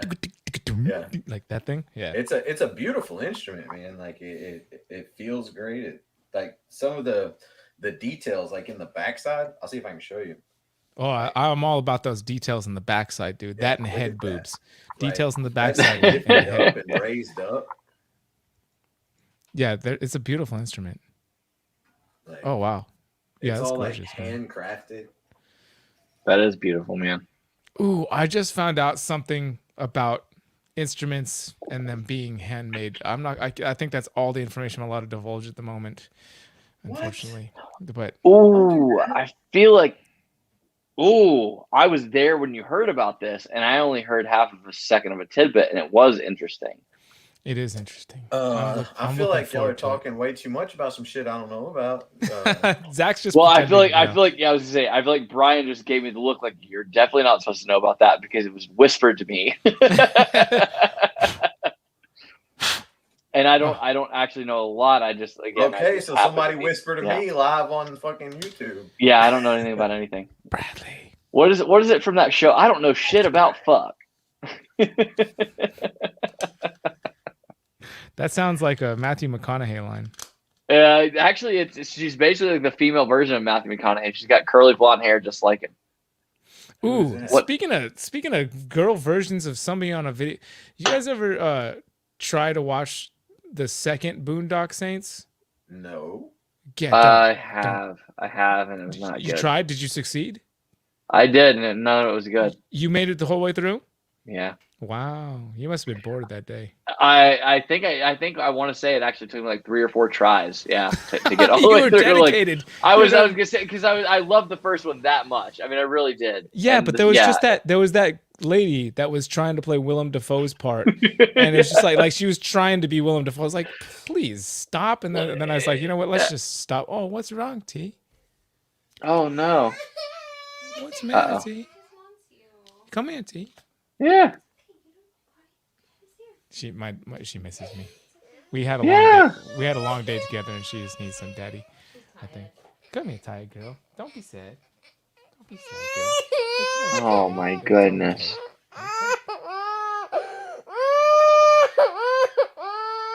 It's okay. That's one of the things I love most about Brian. Honestly, It's okay. is his family's involved in everything. Brian puts being a dad first, What do you and want to do? that's. You want mommy? You Oh. were just with mommy, you silly. I told you that would happen. You want both of us? It's okay. Look, you see Bradley? Look, it's Bradley and Zach. Say hi, Bradley and Zach. Hi, Can you hi. Say hi. Come back over. Oh, let me know. No. I'll come see you in a little bit, okay? she just really wanted daddy so bad so she could sit here and be like, I want mommy. Yeah. It's like that sometimes, man. It's like that sometimes. I get it, see, I get it. I understand. At least she says dad now. Yeah. Oh yeah. Yeah, it's a great thing to be wanted. No, I was gonna say that's a wonderful moment, man, for sure. Yeah, she we spent pretty much the whole day because Hillary got a new job that she loves, which I love for her because it gives her some time to do something she loves besides being a mom, which can be daunting for a mother. For sure. There's so much more needed by the kids, you know. Just like and more needed for her, like just mentally, like she needs to be able to break out of that and do something else, you know. So it's good. Right. So Yeah. it is good. Yeah, and she's making money. She's doing something she likes. Yeah. It gives me some more time with the kids. So it's just funny. I literally spent the whole day with Leia today, but she apparently it wasn't enough. She just needed a little bit more. Well, maybe that was the reminder. She's like, oh, but wait, Dad really is wonderful. I do enjoy spending time with him. Like no matter what, like there's no fix like daddy stuff regardless. Yeah. No, I love it, man. No, but it's good, man.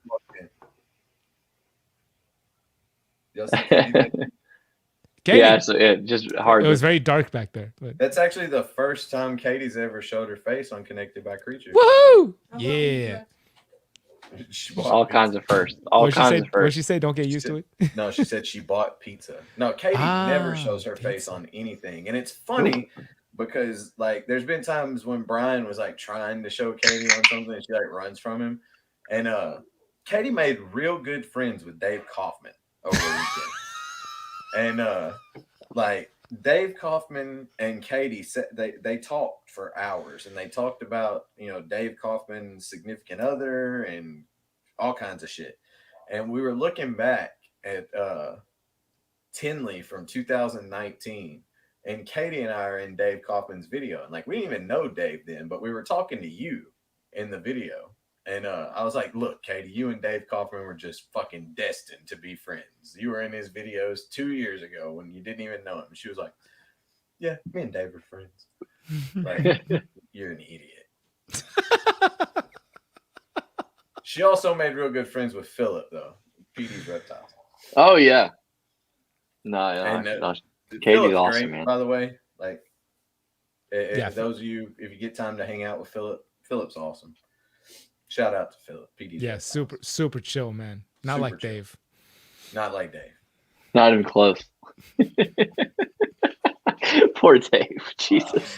Oh, come on. He brought it upon himself and he knows it. Like Dave said, if people weren't giving him shit, then he'd be upset. You're right. He did give us permission. Well, in that case, I take it all back. In that case, I take it all back. Right on. Yeah. One of my heartiest laughs in my adulthood that I can remember was several of them involved Dave Kaufman, and fortunately they're on video, so I can go back and watch them and laugh my ass off all over again. And it's always at his expense, unfortunately for him. But you know, some people, I just like some people. You know, some people. It's just that some people. Yep. Yeah, you guys know exactly what I'm talking about, obviously. I know. I don't need to explain to you guys. I know. Everybody take a moment. You see Dave Kaufman at Reptile Show, just go up and be like, hi, Dave. I just wanted to... Slap him on the ass and just let him know. Listen. And record it without him knowing. That would be ideal. Send it to me. Oh, no. Yeah. And I'll add it to my collection of blackmail. Jesus, the three of us are gonna, you know, not single-handedly, but thringle-handedly ruin Dave Kaufman's reputation. He's not gonna be able to go to a show anywhere without getting smacked in the ass. Like, what? And it's gonna be recorded on Instagram, and he's gonna be tagged. There was a bunch. There was some stuff I was about to say, but I'm just gonna stop. Yeah. Well, we should talk about something of substance. Have we done that yet? I feel like we did. No, we shouldn't. Oh, we definitely did. We definitely did. Well, we did, but we can take a page out of your book and dive deep into the shallow end. What you got?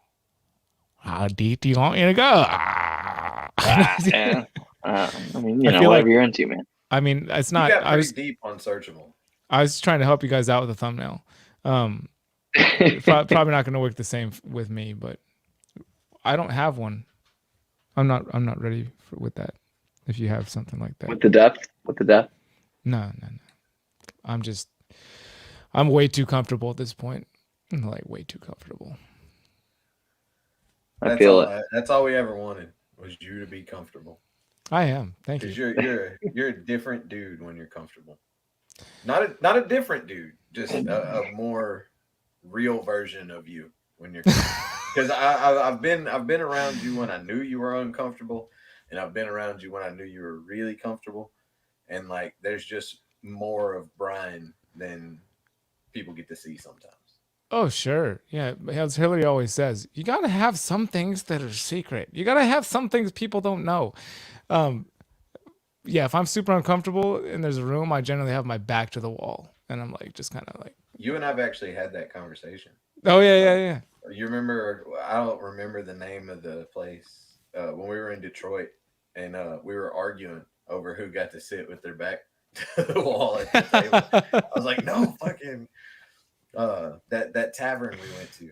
Yes, yes, yes. First No, I week. remember. I remember. Yeah, but yeah, that's it's funny how you kind of develop those little things and I can't say that there's ever like just a situation that has happened in my life to where I felt like I needed to survey rooms all the time, but like if I go into a restaurant or any type of place, like I want to sit with my back to the wall so that way and it's not because I feel insecure, like it's not because I think that something can happen to me. I just want to know what's going on all around the room at all times so that way like I can prepare for anything for the people that are around me. Like I hardly ever have concern for myself in situations like that because like not trying to say that I could do anything to fix any situation or to get myself. I just feel like I want to be more prepared for the people that are with me and the people that are around me more so than myself. I think they call that hypervigilance. It's because I'm a vigilante. No, I get it, man. I'm wired the Right, same way a Cat. little bit. Yeah. My Open favorite door. vigilante, Venom. Oh, shoot. Come on. Oh, for here sure. we go. Oh, dude, check this out. I'm in my snake room finally. Just started doing this from the reptile room, so I have this in here now. Let me show you. Yeah, well, give him a second. He's going to pull out a Gaboon Viper by the head. No, we had one of our good friends draw this, and I've always kept it in our reptile rooms. Check it out. What are you locking eyes with there, Kusko? I feel like you're intently trying to judge the behavior of something. Yeah, Indigo Snake. She's trying to figure out. Are you bringing me some food, boy? You got dinner, or are you just trying to fuck with me? I'm just saying hello. I'm just saying hi. Oh. Zip. Oh, you couldn't quite see her. Oh, she came up like. Yeah. Oh yeah, get bit. I think it was right outside the frame, if I had to guess. Yeah. See, if I could have got this thing right here to work, you'd be able to see that because it's wide enough. Not with this stupid webcam. Yeah. It's all right. Really, it's fine. Do you guys have any? I've obviously tuned into you guys' stream from time to time, but just like I tune into any other live stream I ever tune into, it's for a brief moment while I'm breaking from whatever I'm doing. Sure. So I know you guys did the music. That you guys have like certain segments that you do besides the music? Yeah. You do? Yeah. We did the reptile of the week, which is the Komodo dragon. We did the music of the week. The only other one we do is a movie or TV show of the week. And just like with music, it can be old movie, new movie. Well, okay. I just started just yesterday. Better Call Saul TV show. Okay. Yeah, and it's because I had been waiting for it to come out on Netflix forever, and it's apparently like released in every country except for the country it was produced in. I don't know why exactly, but the thing is, I always thought that Breaking Bad was the best thing to ever hit television. I'm not like a TV buff or anything like that, but for some reason, that show just did it for me. It's like the cinematography, like the acting and everything, and then just Better Call Saul is just kind of like a spin-off of it, and a good spin-off of it as well. It just so happens that the main character of Better Call Saul is also, and I never really put this together until just now, is also one of the main characters, the co-star of my favorite movie of all time, Run, Ronnie, Run. And how did I know that was going to get brought up? Literally, I don't know. It's probably not gonna pick up on video, but I like locked eyes with Bradley. Like, we know what's coming. Like the second that you started saying it. So everybody that has, and some of you have seen this conversation on Connected by Creatures before. Brian Kusko loves Run, Ronnie, Run, and of all the adventures and times that me and Brian have been together, I mean, we've been a lot of places. We've been to Arlington a few times. We've been to Tinley a couple times. We've been to Barcheck's place. Been to Nerd. Been a bunch of places together. There's one time that he finally talked me into attempting Run, Ronnie, Run. You lasted about 15 minutes and you went to bed. I was gung ho for it. I was ready, but I was also quite intoxicated. And I was laughing, like it was funny. Yeah, it was off to a good start. Like it was like right, even in the cartoon intro credit stuff. You were like already laughing. I was like, oh, sweetie, he's already laughing. It's gonna be great. This is gonna be great. And then we get like 15 minutes in. I'm like, Brian, I gotta go to bed. And he didn't say anything, but I could just feel it. Like, I fucking hate you. Right he gave you the look like, listen, son, I'm not mad. I'm just disappointed. Which hurts so much worse. Way worse. He cut you deep. Bye, Katie. Good to see you, hon. Sorry, you're not the only person, dude. I once had my dad trapped in a situation. we were taking the kids. My auntie turned us on to this thing. We were up there visiting them, and there's this like a drive-through dinosaur exhibit, like with the animatronic dinosaurs that move around to make noise. And it's like a drive-through thing. That was pretty cool, actually really cool. But the thing was that you get there and you have to like wait in line in this parking lot type of deal. And even though we had tickets for an allotted time, we got there and had to like wait in quote unquote line in this parking lot for like an hour and a half. And about a half hour into it, like just sitting there parked in the car, just waiting with all the kids. And a half hour into it, I was like, oh, I was like, Dad, have you ever seen Run, Ronnie, Run?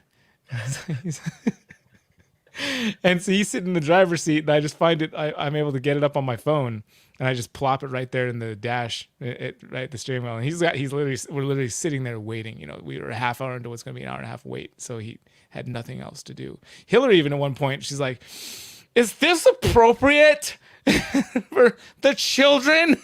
I was like, "Shut up!" I like basically ignored. I was like. I don't know. Is it? Is it? And don't have those thoughts. just do your backseat thing. We're up here in the front seat doing man stuff. We're having daddy son bonding time. This is man time up front. My dad doesn't want to be here necessarily watching this movie, but he's watching it because he's got nowhere else to go, and he has his screen. He's still got a flip phone. So anyway, he didn't finish it with me either. Has anyone ever finished it with you? Yeah, absolutely. Hillary has. The people that turned me on to it finished it with me when they were showing it to me. And I think my buddy Matt almost made it all the way through before he passed out. And that might be about it. Oh, and my brother-in-law, Corey, who has a great podcast, the Inappropriate podcast. He watched the whole thing and thought it was fantastic. So there. I'm going to have to buy it. I'm just going to buy it. I'm going to watch it. But I feel like I'm not going to do it justice now if I don't watch it with you. Well, no, here's the thing. Here's the problem. I've built it way up. See, the first time I watched it, my buddy it was like my first couple weeks in Hawaii, and I was with a couple of buddies, and the one buddy, Nate, he was just like, hey, we're going to watch this movie. But first we got to go to the store and steal a backpack full of Whippets. And then we'll go to the and we go, oh, bam. Okay, now we can press play. Yeah. Fuck, I'm trying to remember the movie now that my buddy made me watch when we took a bunch of acid, and it had Keanu Reeves in it. It was an animated movie. Sounds horrible. With Keanu Reeves? Yeah, and fuck, what's it called? If I type it into Google. But it was like not the movie you wanted to watch when you took way too much acid. I don't know if any such movie exists. It does. I can't sit in front of a screen. All right, and neither could I. Clearly, as a result of what happened afterwards. I got into big trouble from not being able to sit in front of a screen one time with psychedelics involved. Like I just got myself into a horrible situation. Scanner Darkly. A what? It's called A Scanner Darkly from 2006. Okay. I started to say Scanners, but I was like, although I wouldn't want to watch Scanners on acid either. A Scanner Darkly is definitely not the film that I would recommend because it's super out there. Yeah, do not recommend. It's super uncomfortable. Duly noted. Duly Yeah. noted. Well, just because I want to say it, my movie of the week this week is a movie that me and Lainey watched on HBO Max, and it's an old cheesy like drama love story movie, but Lainey's real into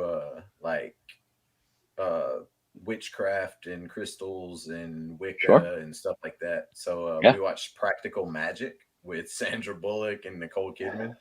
And I just have to say that scene where they're drinking midnight margaritas, there's I'm something about pretty that song. sure I've seen that, but I'm trying Good movie, to man. picture it in my head. Yeah. I mean, it's cheesy, it's corny, but it's a good movie. I would love to hang out with Sandra Bullock and have some midnight margaritas. It sounds fantastic. It That was does sound fantastic for sure. No, absolutely. So mine. Although I don't know where she lines up politically these days. Maybe it would be horrible. I don't know. Yeah, well, yeah, and that's Hollywood, and there's many actors where I'd be like, are we cool, or like, you one of those.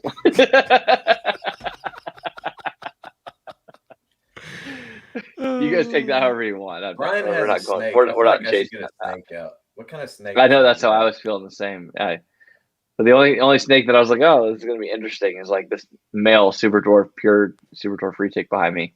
And he's probably going to try to bite me in the face. I've got retics, balls, berms, house snakes. Okay. Well, lyric. I'm just going to drop a random lyric on you guys, and I want you to tell me what it is. Okay. Please. Creep and crawl, I step into the night. Creep and crawl, I step Hmm. Oh man, that sounds so familiar to me. I'm not gonna cheat. Come on, comment section. What we got? Yeah, comment. Yeah, give me some help because we've dropped some. Same thing. I feel like I have sang that before in listening to a song and sang along to it, but Brian, I can't. Man, Corey, if I love that kid, he's always here supporting us, man. And yeah, he's actually got some cool stuff going on at his own reptile collection. Triple C instead of triple B. Dude, I want to say I had this revelation at the show, and I don't want to talk about myself, but I will because I appreciated Kusko's input to what I had going on. I didn't realize. I thought I realized why you guys love doing the educational stuff. Right before this show, I really thought I understood why it meant a lot to you guys because I hadn't experienced it for myself. But like I was like, oh, I can understand. I get it. Pope County Pythons. Nailed it. Say what? I knew that song. Oh, there it is. Well done. But yeah, just getting to experience that stuff. No, dude, you're fine. Getting to experience actually like educating kids and like seeing that transition from people that were scared of a snake and seeing them hold it for the first time ever personally, like that was amazing. So my point was just I appreciate you. Like you came over at one point, you were like, hey, like don't forget to like remind them to, or like don't forget like when they're holding retics, they should really have like one arm over. And I'm like, I totally know that, and I was not even dwelling on it. Like I wasn't paying attention to it because I was so excited in the moment of what was going on, and I was just kind of going with it. But Earl did the same thing, just like gave me like a little like tip on like, hey, if you got somebody that's like scared to hold a snake, like try this. It was just a cool moment that I shared with you guys, and I appreciate y'all for. You know what I appreciate are these moments when a colubrid that seems to never stop moving just sits still, just stops moving, and it's like, you know what? I'm cool here. I don't need to go anywhere. I don't even need to move. Like, awesome. I used to do this all the time as a kid. I would just, because all I had is colubrids growing up. They're just constantly crawling through your hands, crawl. Yeah. and then then I had the ones that were small enough where I just like kind of guide them to do like figure eights or figure infinities around my fingers, and like until they hit that point where they're like, all right, I guess I'm not going anywhere, so I guess I'm done. And I didn't even do that with her. I don't know what she's thinking right now. Funny thing about this snake is she will bite you, but she won't do it like fast and scary. Like it's like the most gentle, just the most gentle, like kind of the way that Halo used to take food a lot of the time. Yeah. She would just kind of like nudge it, like there's like a conscious decision it's being like, made. I'm thinking maybe that. Let me see here. Let me see. All right. Just like that. She'll literally like, then she'll slowly open her mouth and just like bite. And it's like, I love it. Yep, I did that. Oh yeah, look at that. I even drew blood. And she's like, yeah, but that's it. Just wanted to see what would happen. Dylan, this is a new pickup from Arlington. This is actually Katie's snake. So I bid on a thing at the US ARC auction, and I won. And it happened to be a gift card. So we picked up, this is a lavender Motley Golden Child female. So she's actually super sweet. Like, look, check it out. Super sweet. That's the best, man. So we've just been kind of like just hanging out for the most part, which is great. Is there anything of any pertinence that you guys want to discuss, or anything that that we should address, or like just throwing it out there? Man, honestly, Brian, I think that this was what I wanted, and it's what Zach wanted, was to get the chance to just hang out with you and to give anybody who has the opportunity to ask you some stuff that, one of the things that I always want to do with people like you is, at this point, your streams and everything are so large that sometimes some of the questions from the audience get missed. And having somebody like you on, they're not that big. I just hog my guests. Well, but you know what I'm saying, where like sometimes you can't keep up with it. Well, me and Zach both can monitor this, and like we wanted to give people some opportunities to ask you anything that they wanted to ask you and talk to you. Jason Holbrook, what's happening, everyone? Just hanging out, man. But no, I mean, I think he said what's happened, everyone. That's what's happened. Just to be clear. It just reminds me of a sign I remember we walked by when we were kids, and it said, "We open Sunday," and I was like, "You guys are opening on Sunday, or you're open every Sunday?" I'm confused. Yes, there's very specific instructions. We open Sunday. We open Sunday. Yeah, I could take that about 5 different ways. I need more information. Not clear enough. Bradley not clear. Bradley went out of focus and he was laughing. That's all I wanted. That's all I'm just gonna ask for. No, I mean, honestly, Bradley, Bradley and I, we were glad to have you on, man. And I the biggest thing I wanted to cover was getting you to talk about your snakes and your projects and things like that, because again, I love your vlogs. I love what you have going on in your life. For me, I enjoy watching it just because I'm like, man, like that's the goal. That's the goal. Like, from the outside looking in, I'm like, obviously there are hurdles that you deal with daily that I don't see, but at the end of the day, like, dude, you get to use your camera and use your skills with that camera to pay y'all's bills and love your kids and spend as much time as you get to and travel and do a lot of things, because of your mindset. I think at the end of the day, you know what I mean? And again, your willingness to work hard, obviously, I think that's implied, but, yeah. Today was I look up to you, man, for sure. And just in terms of the way you live your life. I appreciate it, man. I got lots of energy to give, and I want to give it as much as I can. And I think people definitely recognize that, and that's why it works. I fully agree. And so I think I don't know, man. I think just nobody should ever second guess things. I think everybody I'm I say it constantly. I say it every time I go live on anything. Lean into it. Like, lean into the things that you're passionate about. Lean into the things that you love.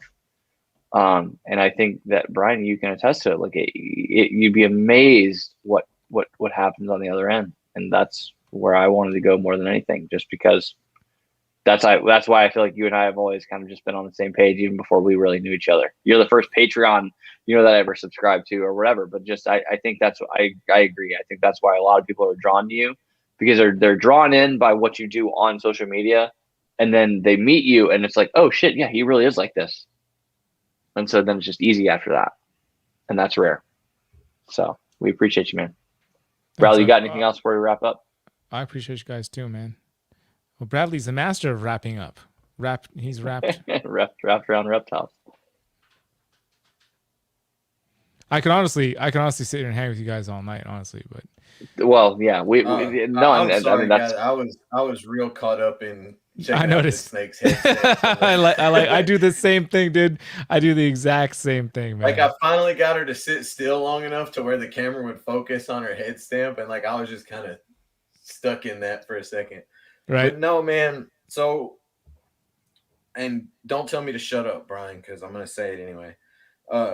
I think everybody knows, how much Brian means to me, and whether he will say he's, you're welcome again or not, I don't care. This is a big deal for me to have you on our channel because, honestly, man, it was. I've been watching Barcheck and those guys for years. I watched all the old snakebite stuff. I've loved reptiles my entire life, but it was you that inspired me to even start doing social media at all. Yeah. And I think the reason for that is because at the time I started following your channel, I think you had like maybe 1,200, 1,500 subscribers when I first started watching your channel. And you were probably somewhere around 6,000 to 8,000 when I actually started reaching out to you and saying stuff. And like, I just made a comment on a video one time, and like you and I started talking, and like it just went from there. And I thought to myself, I was like, man, it's odd that out of all these people that comment on this shit, is this guy, why are we having this conversation? And then it was just like,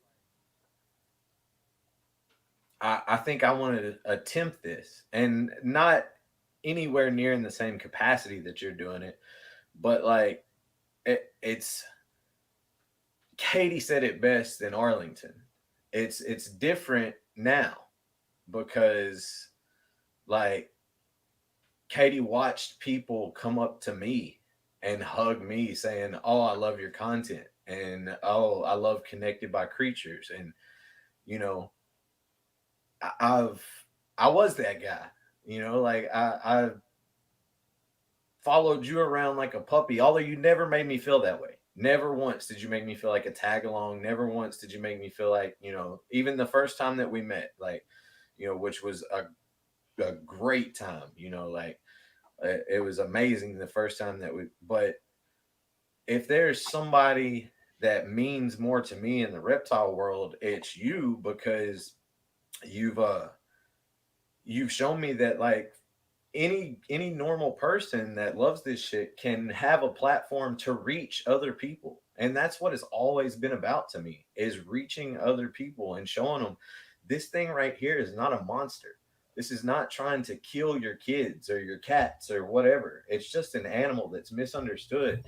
And if I can spread that information through doing what I've watched you do, that means everything to me. And, then I have kids like Corey right here that's always here every week that, I send him messages and we talk. And like at Arlington, I couldn't tell you how many people came up to me, hugged me, and was like, man, you and Zach are killing it. Y'all are doing great shit. I appreciate everything you're doing. And that's all because of you, man. Like, you inspired me to do this. And I'm not going to take this, that as a response from you. I'm just telling you, you inspired me to do this. So having you on here is it's more important to me than, not that I don't appreciate, respect every other guest that we have and will have. But Bradley, I'll cut you off. Kusko, you were the first How dare guest you, sir? He was saying some really nice things about me. You go I'm and cutting suck him it. off because I just want to say the point is that Kusko was the first guest that we ever planned to have on Connected by Creatures on YouTube. Yeah, literally. the one that mattered. Yeah. And we literally had a full-on conversation around like, okay, well, yeah, we obviously know we want Kusko to be on here because Kusko is the reason that we created this entire thing. You're the reason that we started talking to one another. You're the reason that each other know we exist. And so, yeah, man, that if it wasn't for you, like Bradley was saying, like we wouldn't be sitting here, we wouldn't have these conversations. But I also think it's important to acknowledge we're not the only ones. There's a ton of people out there. There's a ton of people that haven't started yet. There's a ton of people that haven't started yet. And so it's that, Brian, I think that you and many others like you and many others, I think, obviously you were inspired by others prior. It's nice to see the whole butterfly flaps its wings and a tsunami happens kind of effect where I think I would equate it to inbreeding. It's like the first time that people realize like, oh, I'm breeding two animals together that I produced.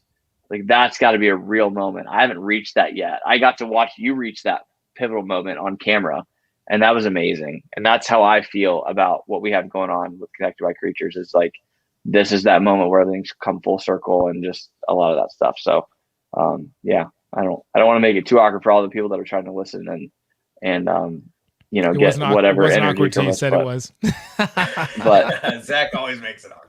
It's a skill. It's a skill. Well, you guys know you could have had me on any time, so I appreciate you like giving it that level of what it is. I mean, you got a point. I guess I kind of inadvertently introduced you guys to each other, and now you got this thing going. So that's fantastic. Yeah. I mean, and many others, man, for sure.